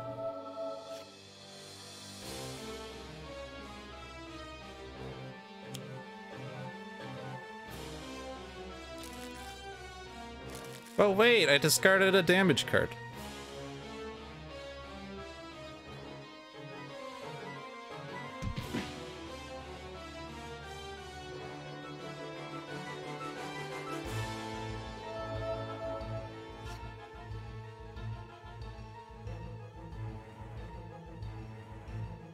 T-Rex bot.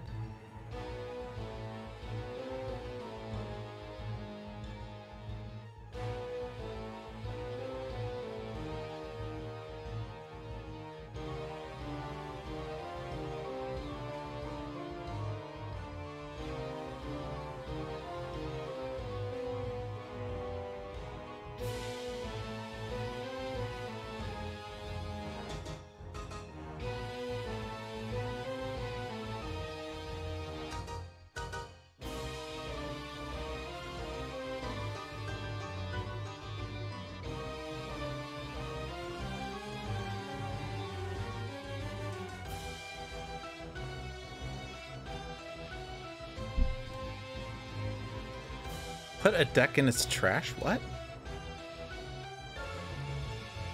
What? What?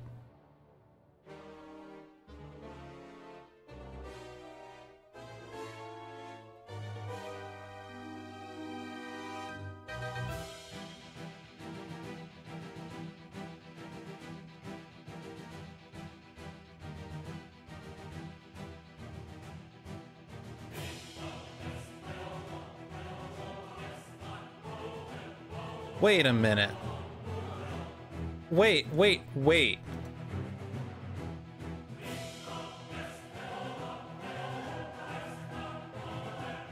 a minute. Wait a minute. Put Commodora's deck in her trash. Shuffle any number of Commodora equipment cards from her trash into her deck. Reveal the bottom card of your deck. If it has the same name as an equipment card currently in play, discard it, otherwise put into play. If an equipment card enters play this way, repeat the text of this card!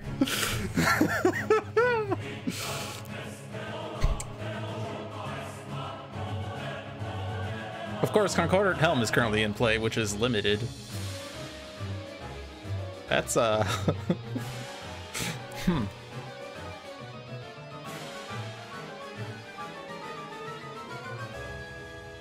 gotten mad with power.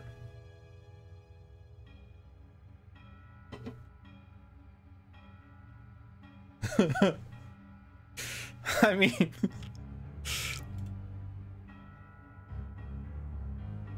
Oh, you're right. I could choose not to put the limited ones in, yeah, because I can put any number of equipment cards, right? Well, I have the cards next turn to fund them all. Do I need to? Oh no, all my equipment cards were destroyed because I couldn't have enough cards to sustain them. Put Commodora's deck in her trash. Put a number of equipment cards for her trash into her deck. I guess you need to have another way anchored for that to work. But oh, I could, oh, this is an infinite. I could put a way anchor on top of Commodora's deck. And then, oh, but then it goes in the trash and I mean, never mind, it doesn't work. If it was in the other way or other way around, it would work. And then I guess it doesn't actually 100% work because you still need to draw away anchor. Yeah, no, it doesn't work. That is amusing AF though. Anyway, back to our regularly scheduled. Am I gonna have Chrono steal 6 damage or otherwise am I gonna play cards here routine? Do I just like grab B-bots with Flash Forge? Like playing 2 volatile parts is amusing because the construction pylon's destruction triggers the volatile parts, but those will hit Voss, who has damage reduction, and instead I could have Raptor bots. So I think I go with the instead I have Raptor bots, which means that I'm playing a card here, and I think it's going to be Dominion because I don't want to play Rampage and I don't need Hawkeye Battle to be played yet, I think. And then I do this.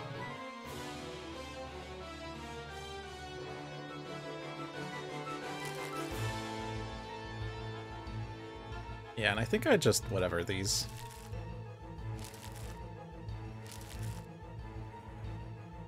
Ooh, champion bot. Actually, champion bot might be more damage. And then one of these is going to be discarded to play card at the start of the turn. Guess I take Swiftbot. I would like to play Swiftbot though, TBH. Maybe that was incorrect. Maybe I play Championbot, Raptorbot, Raptorbot, because I can play one of these, right? So then Swiftbot is just sad.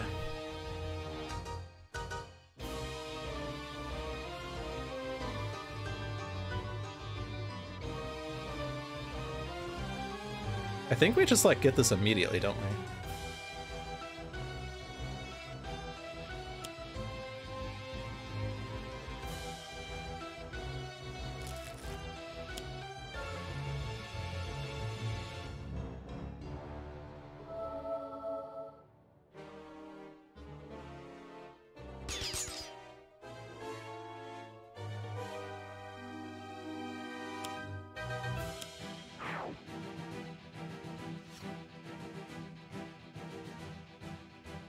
Oh, we destroyed a target. We got a token because we destroyed construction pylon, which was a target. And now I have 12 targets in my play area dealing damage. No, sorry, 5, 11, it's 11 targets.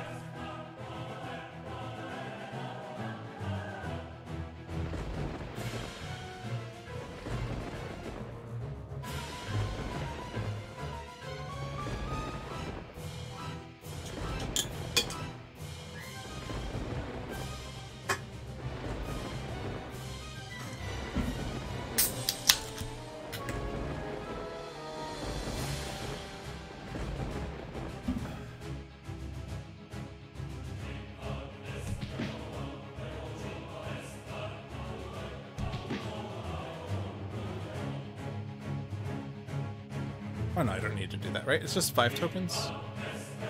Yeah. I was like, I could perhaps trigger 2 or more damage to multiple targets in a single turn as well, but we don't need to do that, so we'll just hit Levion. So the Colosseum has been summoned. By the way, we have Orchestrate the Void. Is there any way we can proc that?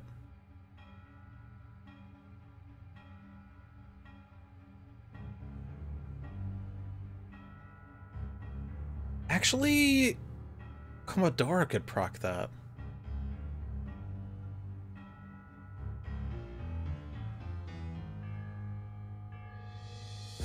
Except it requires 2 rounds.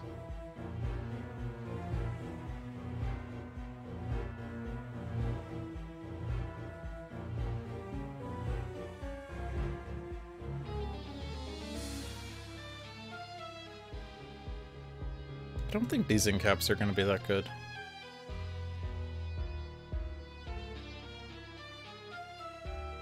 Repair ley line.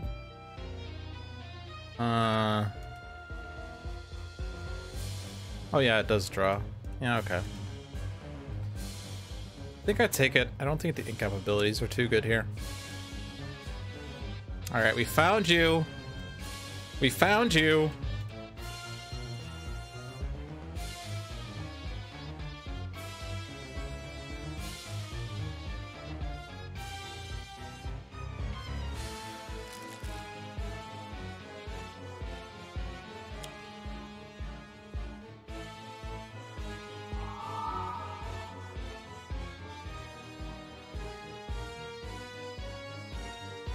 Oh, I can't play that.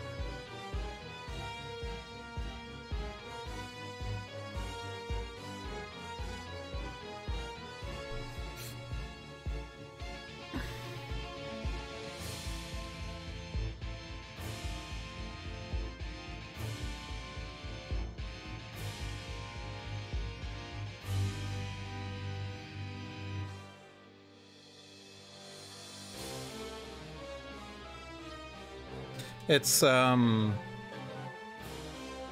Ranger best of times.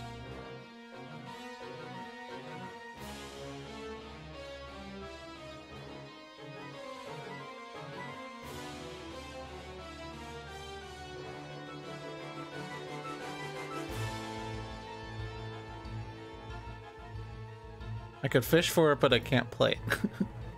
I guess I could have done it to start a turn to draw one card, but it's only one card.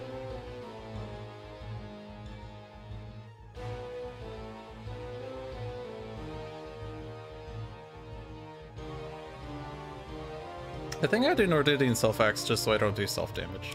Isn't that much, but I mean, and also it just hits what's its face instead. But hey, this is nemesis damage, so that's fine. Doubly boosted.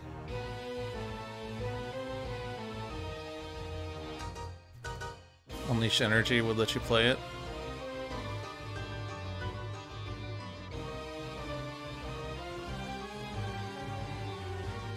Unless you're saying I could have played Unleash Energy with the discard one to play one, and then I draw it and play it in my play phase, but that's not what I did.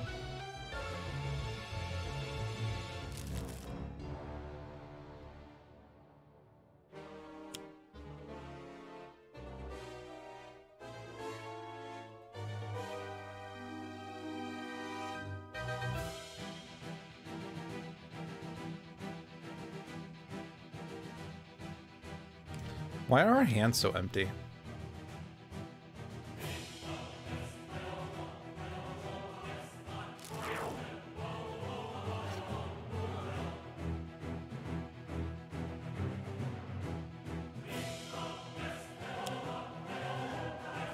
Oh no! Oh no! Oh no!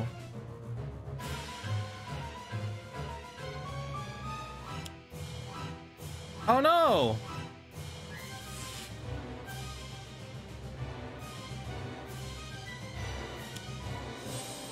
Oh no!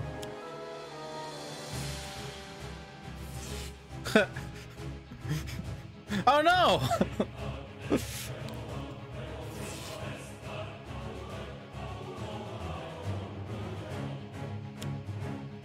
Oh no!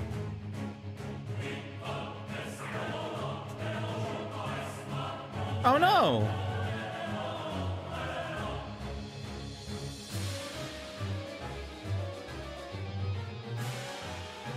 So like clearly we want Oblivion Shard on Unity, right?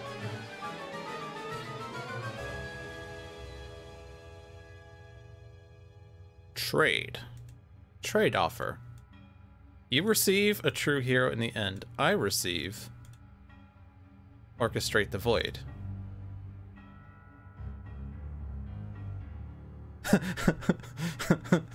My oh no's do not sound sincere. Whatever gave you that idea?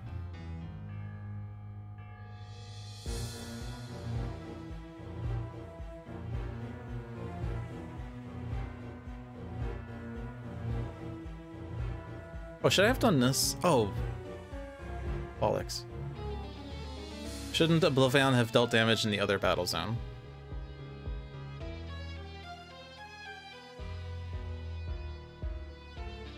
Did he have? Oh.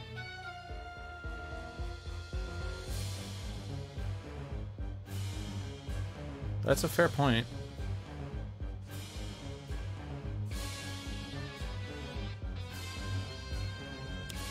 Heals each target in a game 2 and 2. Ground Pound prevented Oblivion from dealing damage. But Ground Pound is only to Battle Zone 1.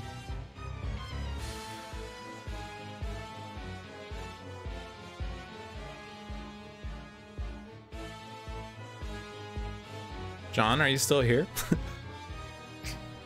I've submitted a bug, but I can't submit this bug because it's ongoing. See, the problem with... it's not the problem, but... you can only have one active bug report at a time, I think. You think that's fine since he's here with Ground Pound? So because Ground Pound stops it at the source, it doesn't work in Battle Zone 2? Or, sorry, since Ground Pound is stopping the source of the damage in Battle Zone 1, it means that he doesn't do damage in Battle Zone 2. Okay. Okay. Because it says non-hero cards cannot deal damage. It's not saying targets are immune to damage, right? So I guess. Okay. Do I need this effect this round? We don't have many cards, so I think we could sacrifice that effect this round to trade this. And we want to keep this in play. As fun as the white anchor thing would have been fun. We want that +1 on Unity. Or rather, we want the +1 on Unity's play area.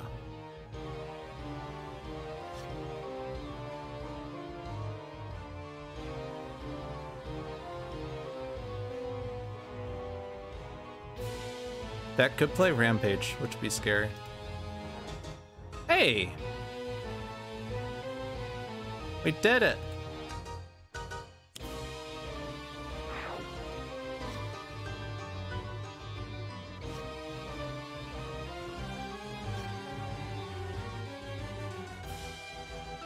And this draws me up to 6 cards. 5 cards?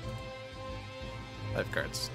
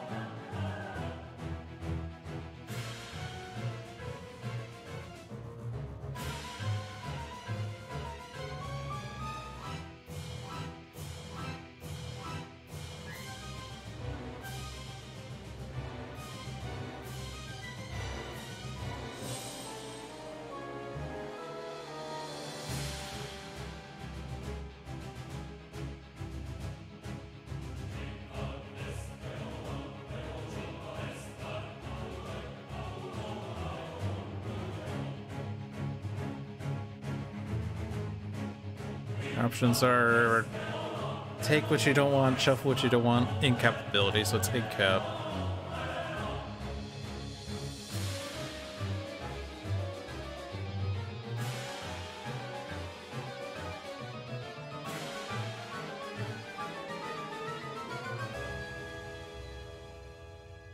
Take the Swift Bot you discarded. There. You did it.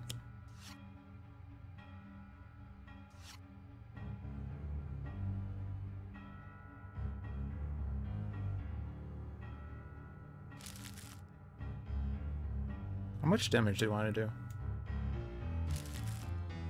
I guess there's like some math that needs to be done as to how much damage Unity's gonna be dealing.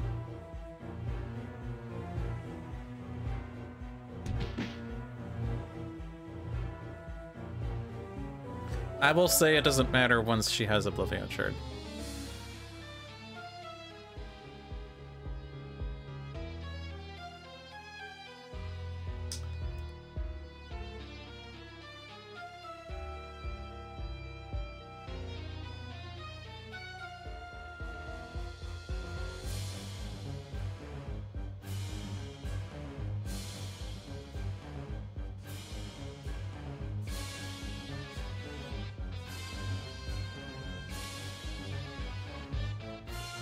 I mean, you're playing it during your play phase anyway, if you wanted.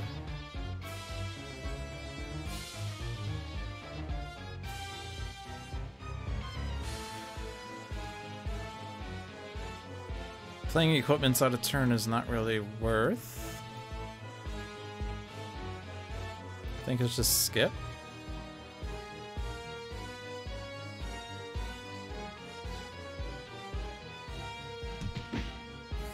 Nice.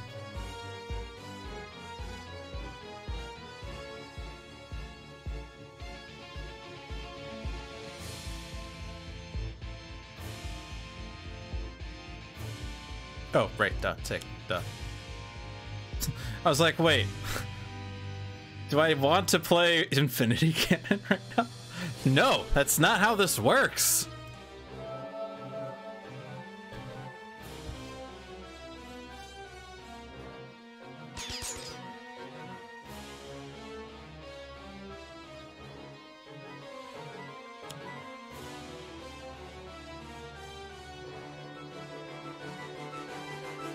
I don't have B-Bot.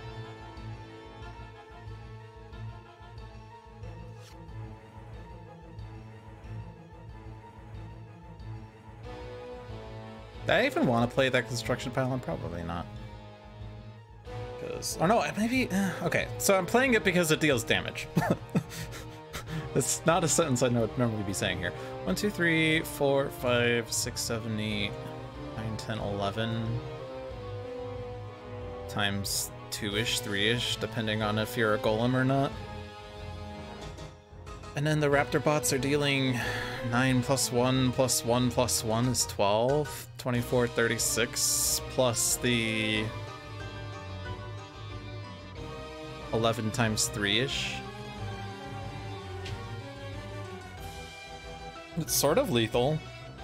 I guess it's lethal with Nordidi and Sulfax if worst comes to worst. So skip.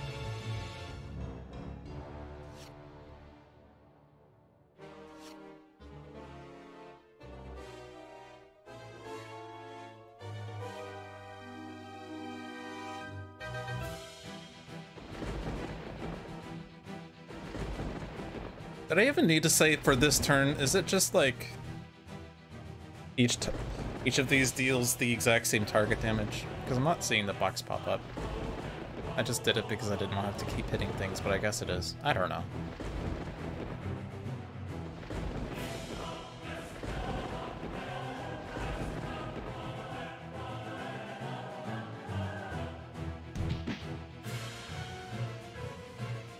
Yeah, so Haka didn't need to discard at all then. I just didn't feel like mathing that.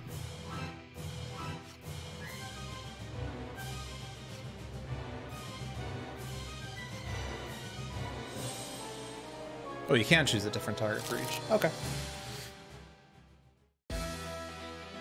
Well, in that case...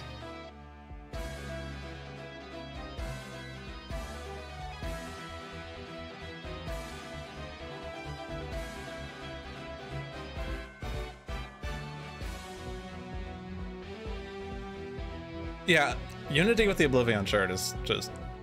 Like, the game's over, by the way. Like, we've won. GG, everyone. We did it. Always knew we could do it.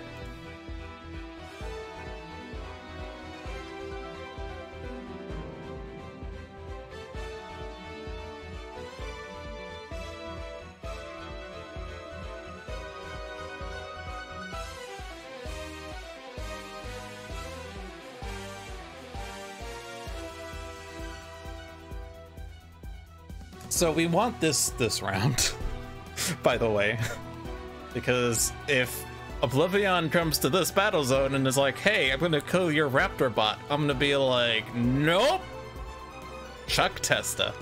So we're getting the brother sacrifice. Oh, he is impending dooming me, isn't he? Huh.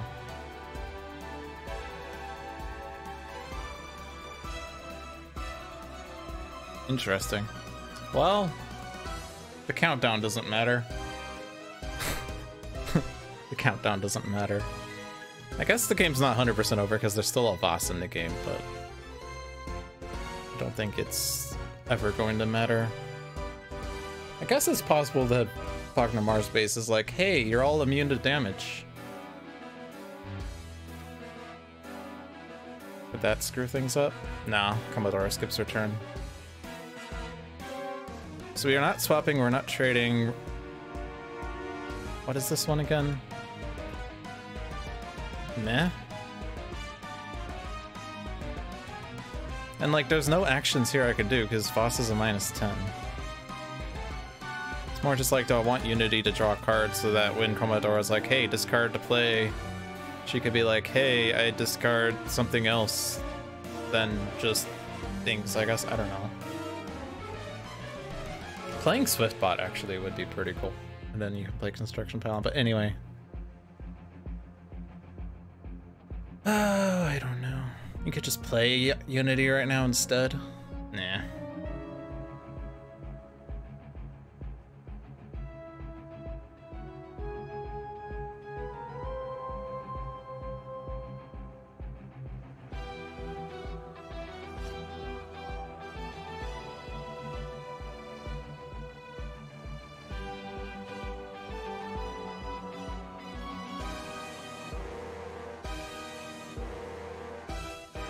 guess we could do Leyline Shift, because Oblivion's not here.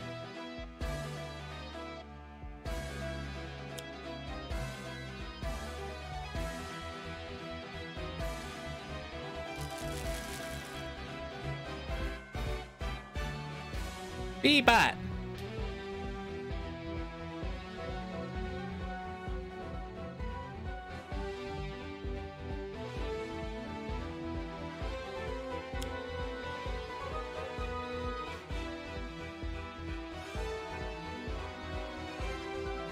I tried so hard and got so far, but in the end it doesn't even matter.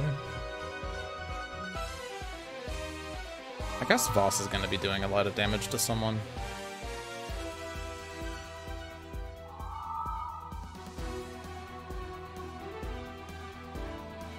Thank you for trying.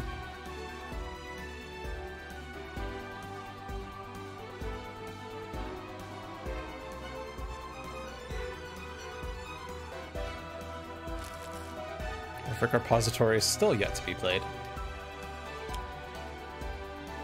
Oh no, it's right to kill boss! Spider-Man pointing at Spider-Man.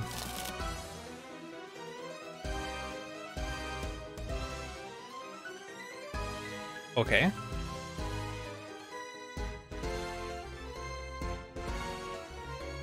I could just make us invincible.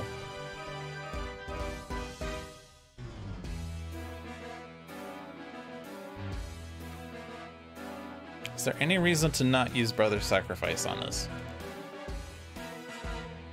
When a hero target will be destroyed or reduced to 0, you may prevent the damage or destruction, make all hero targets immune to damage until the start of your turn. So it works until Lifeline start of turn. Unity has the Oblivion Shard, discards to do whatever.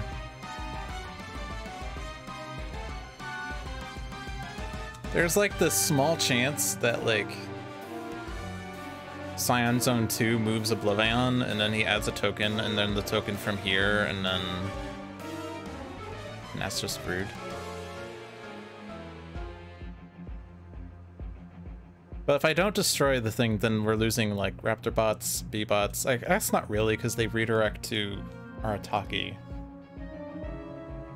We could destroy Stealth Bot to destroy Villainous Weaponry, and then Arataki saves B-bot, saves... or not B-bot, saves the Raptor bots. How much are you hitting? Your target, the highest is Lifeline. Lifeline's fine because you have the thing. You have the Bloodstone. And then on your end of turn, move to the battle zone with the most hero targets, and then deal each target 3 Infernal.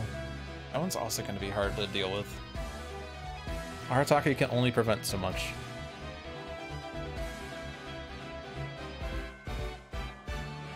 Stealth Bot can only prevent so much.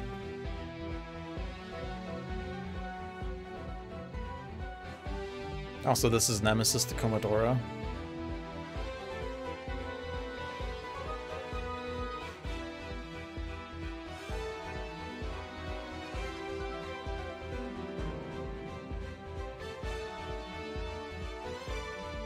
I mean, even if we don't have Oblivion Shard because he destroys an environment and then deals irreducible damage that we ignore because we're immune to damage, and the devastation tokens are back at 0, like, the damage we're doing was already, like, super high, just because Raptor bots by themselves are ridiculous. And they're going to be even better because we have B-bot in play, and we're going to have Swift bot, and maybe Supply Crate as the second mechanical golem, I don't know. So I think I just prevent the damage. Just because, 1, that's easier, and 2, it will allow us to do more damage anyway.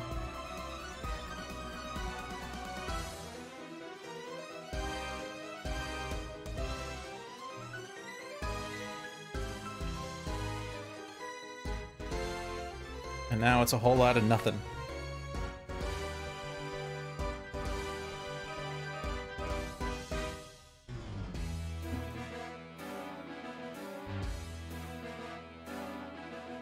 This is probably the biggest brother sacrifice I've had.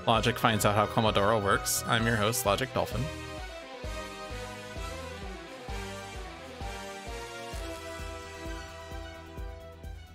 Oh, I played a card, so I actually only draw one card. Rude.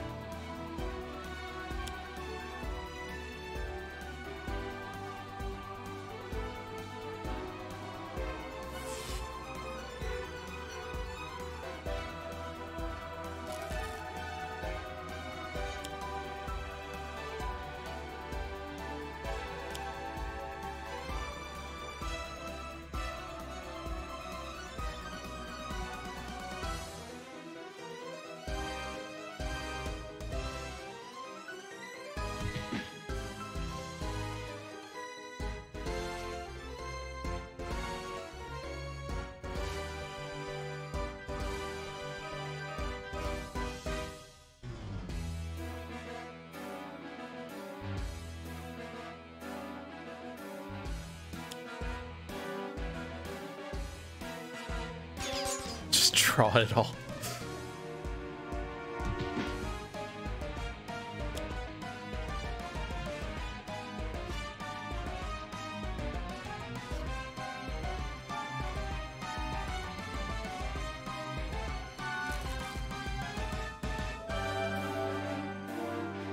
That's not a one-shot.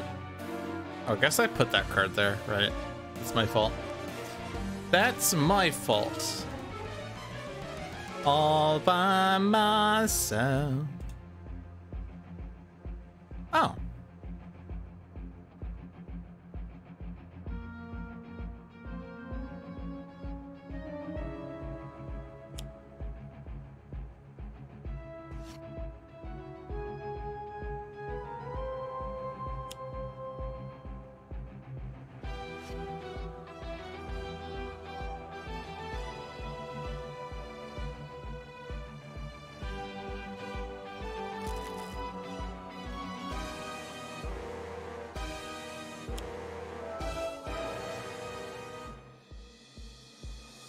Oh, there's the Rampage.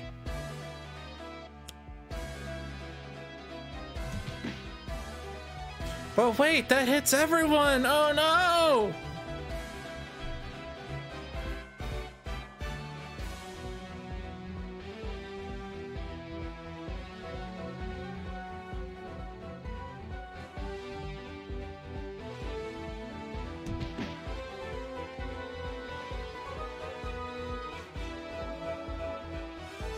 Alright, one last Oblivion card, and then we get to the Unity shenanigans.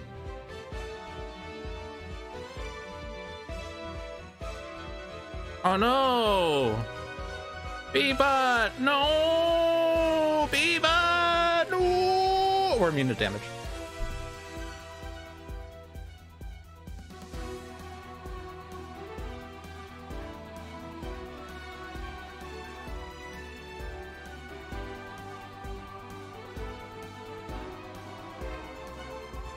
Yeah, that's literally what John just said. Sweet Spot is also Komodoro playing the card weirdly. Which is annoying because obviously, like, whenever you cause another player to play a card, but the text of the card says, reveal the top card of each hero deck if the reveal card is a one-shot, play it. It doesn't say, like, the incapabilities one player may play a card, right? So, because the actor matters, and I've been scolded in the past for thinking there was a bug where there wasn't, because it's like, it's a really, really, like, frankly, it's a really far-removed mechanic. Like, so regular brain is play and put into play. Like, they're the same thing, right? Big brain is, no, they're different because playing is an action. You can be prevented from playing, but putting into play is different because you're not actually playing. And then Giga Brain is, well, you can't play cards, but I can still play your cards. So I presume that this would still allow, like, Bunker in recharge mode to play cards because you cannot play cards, but I can play your cards.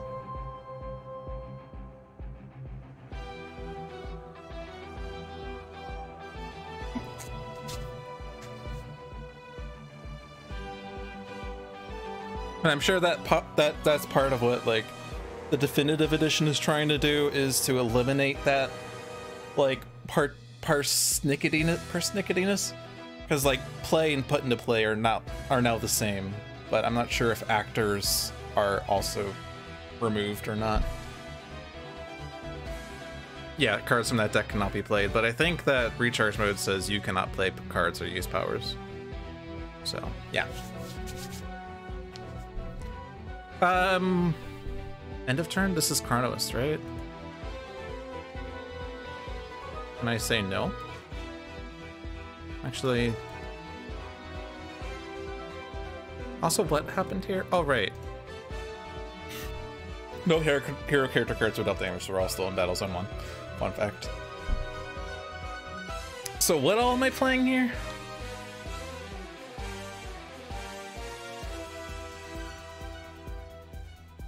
And I think this comes after Kommodora's Incap, right? Because, like, technically Kommodora was in play before Oblivion Shard. I think, yeah. Which means that if I were, like, to play Brainstorm at the start of my turn, it's not going to deal extra damage. But if I play Construction Pylon now...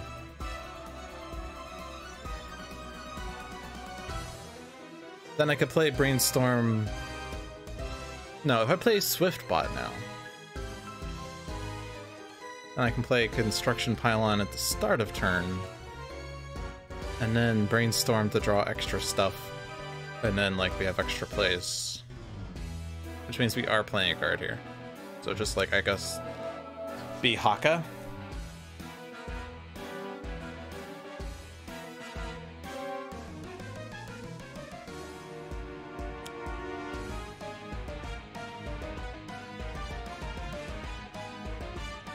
They have a move a card into play on Citizen Anvil that's going to be fixed. Good. Good, it should be fixed. I don't know why it needs to be fixed, but good.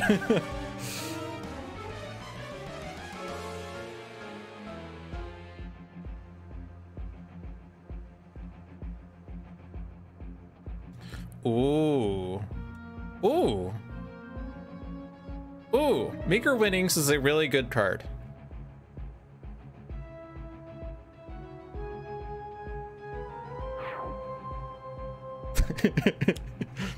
What did we play? Inspired Repair. Excellent. It shouldn't get around Takedown. Ah, got it.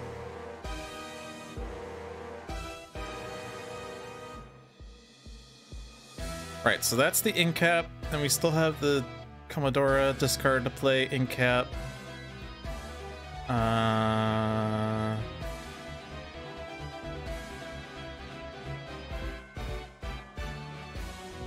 Platform Bot is better than Cryobot because Cryobot's not being dealt damage. So I want to play Robot Reclamation to get Platform Bot, I think.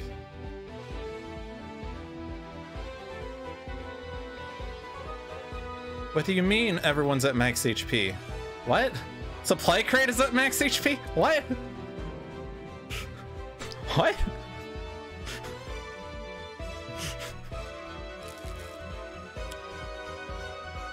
Orchestrate the Void has been accomplished! Yeah!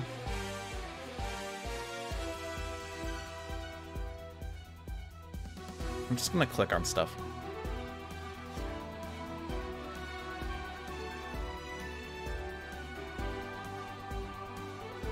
Turretbot does not benefit from Oblivion Shard. Oh yeah, we do have to discard for this. Alright, Shard is active. I don't.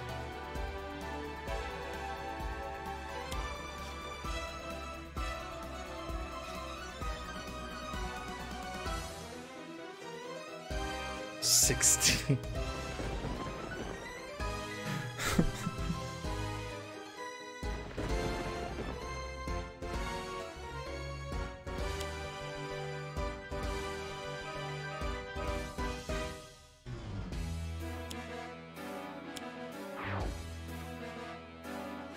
So, how many mechanical golems are in play right now? Oh, there is another play, isn't it?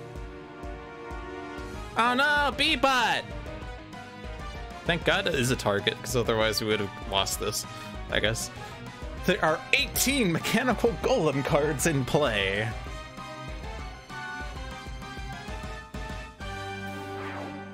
But aha! I retaliate at you. And I don't destroy any of those. Alright, so now 5, 10, 15, 19 cards are dealing damage here. Is this enough damage? Do we need to math this out? Or am I showboating now? I'm playing with my food. There's 19 cards here, yeah.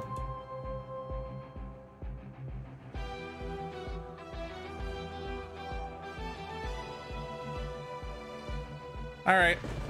Roll credits.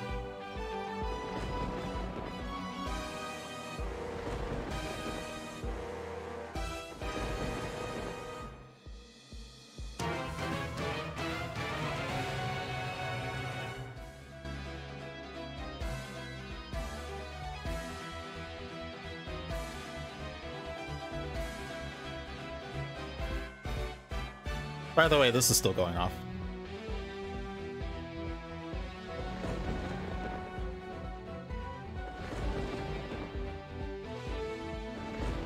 This is like the world's lamest boss.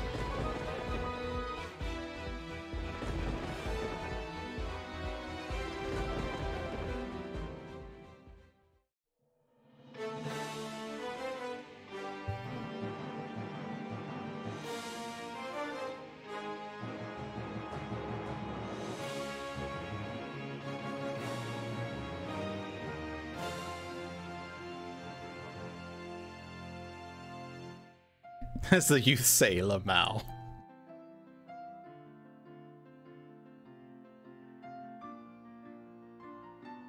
That was pretty exciting. That was like the biggest Omni Unity I've ever had, while alongside the biggest brother sacrifice I've ever had. I was pretty happy with that.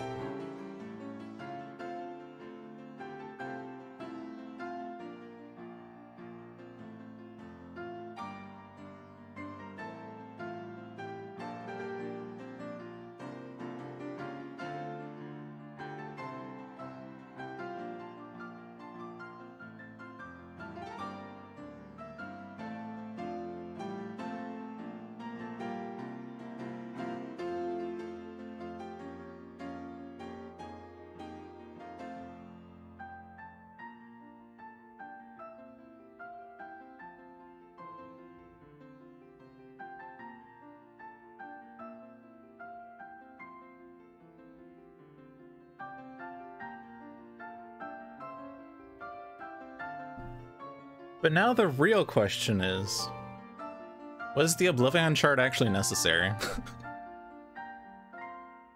I think it wasn't, TBH.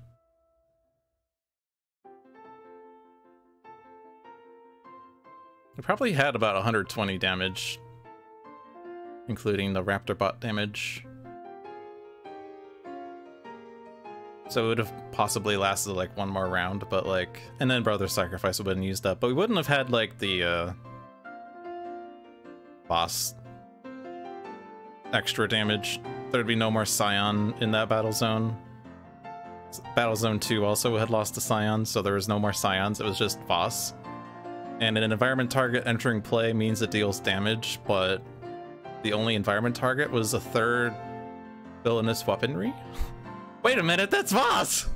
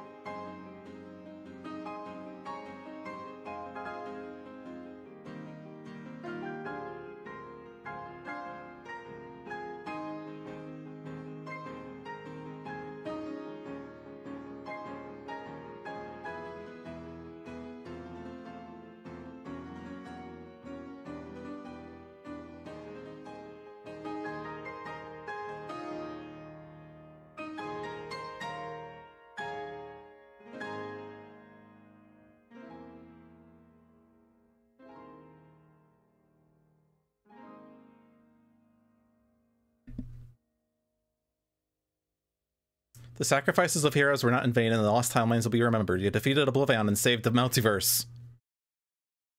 Hashtag bring Debbie back.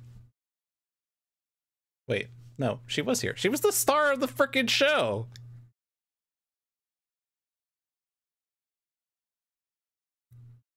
So this was my round 1 team. This was the sacrifice that the island demanded, and then we never had an in-cap after that. These guys got in-capped by Oblivion, right? Mainly? I mean... who got... Wraith got in-capped, which got replaced by Legacy. Wait. No. No, Legacy was slot 4, yes, and Wraith was slot 4. When did these 3 get in-capped? I think they got in-capped... They got in-capped at about the same time that Wraith got in-capped, but it was like 1 or 2 turns later. So like Wraith got in-capped on Scion turn, but the other 3 got in-capped on Oblivion turn. And then we sacrificed Legacy to progress the shield, and then yeah, we never lost another hero after that. And then the environments we had to sacrifice because of devastation tokens. Scions were rather lackluster. Faultless, his hero site existed for like 5 seconds, and then Oblivion just in-capped it. Destroy the target with the lowest HP. Oh wait, that's Faultless. Whoops. Well, you died through no fault of your own.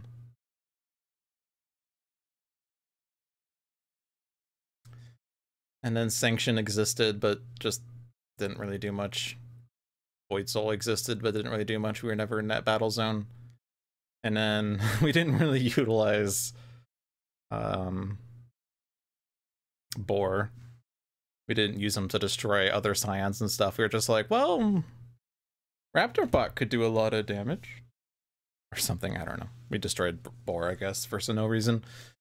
So yeah, the Scions were rather lackluster. But the objectives, well, it took us a million turns to get that set up, but really the MVP was Omni Unity. Omni Unity on regular Unity seems strong. I will say that much. Alright, well, this was a fun Oblivion match. It was only 2.5 hours for once, so it's nice to have a casual Oblivion match instead of a 5-hour marathon nail-biter victory. Thanks for watching, everybody. I hope you enjoyed your stay. Check us out every Monday at 7 p.m. for more Dolphins Dive content. Check out the other channels we have here. Every Tuesday at 7 p.m. is Handelabra Live. Every Friday at 4 p.m. is Luck of the Seamus. Every Saturday at 2 p.m. is Spirit Island Saturdays. And every Sunday at 6 p.m. is Tales from the Archive. Check out Handelabra products. They include Sentinels of the Multiverse, Bottom of the Ninth, One Deck Dungeon, Aeon's End, and Spirit Island. They are all available on Steam, iOS, and Android devices. One Deck Dungeon is also available on Switch. Check me out at twitch.tv/LogicDolphin, or on Twitter at LogicDolphin, or on Discord at LogicDolphin. I'm pretty much Logic Dolphin on every avenue. And check us out at twitch.tv/Handelabra Games if you are not watching this live, or on YouTube, Facebook, it's Handelabra, the usual thing.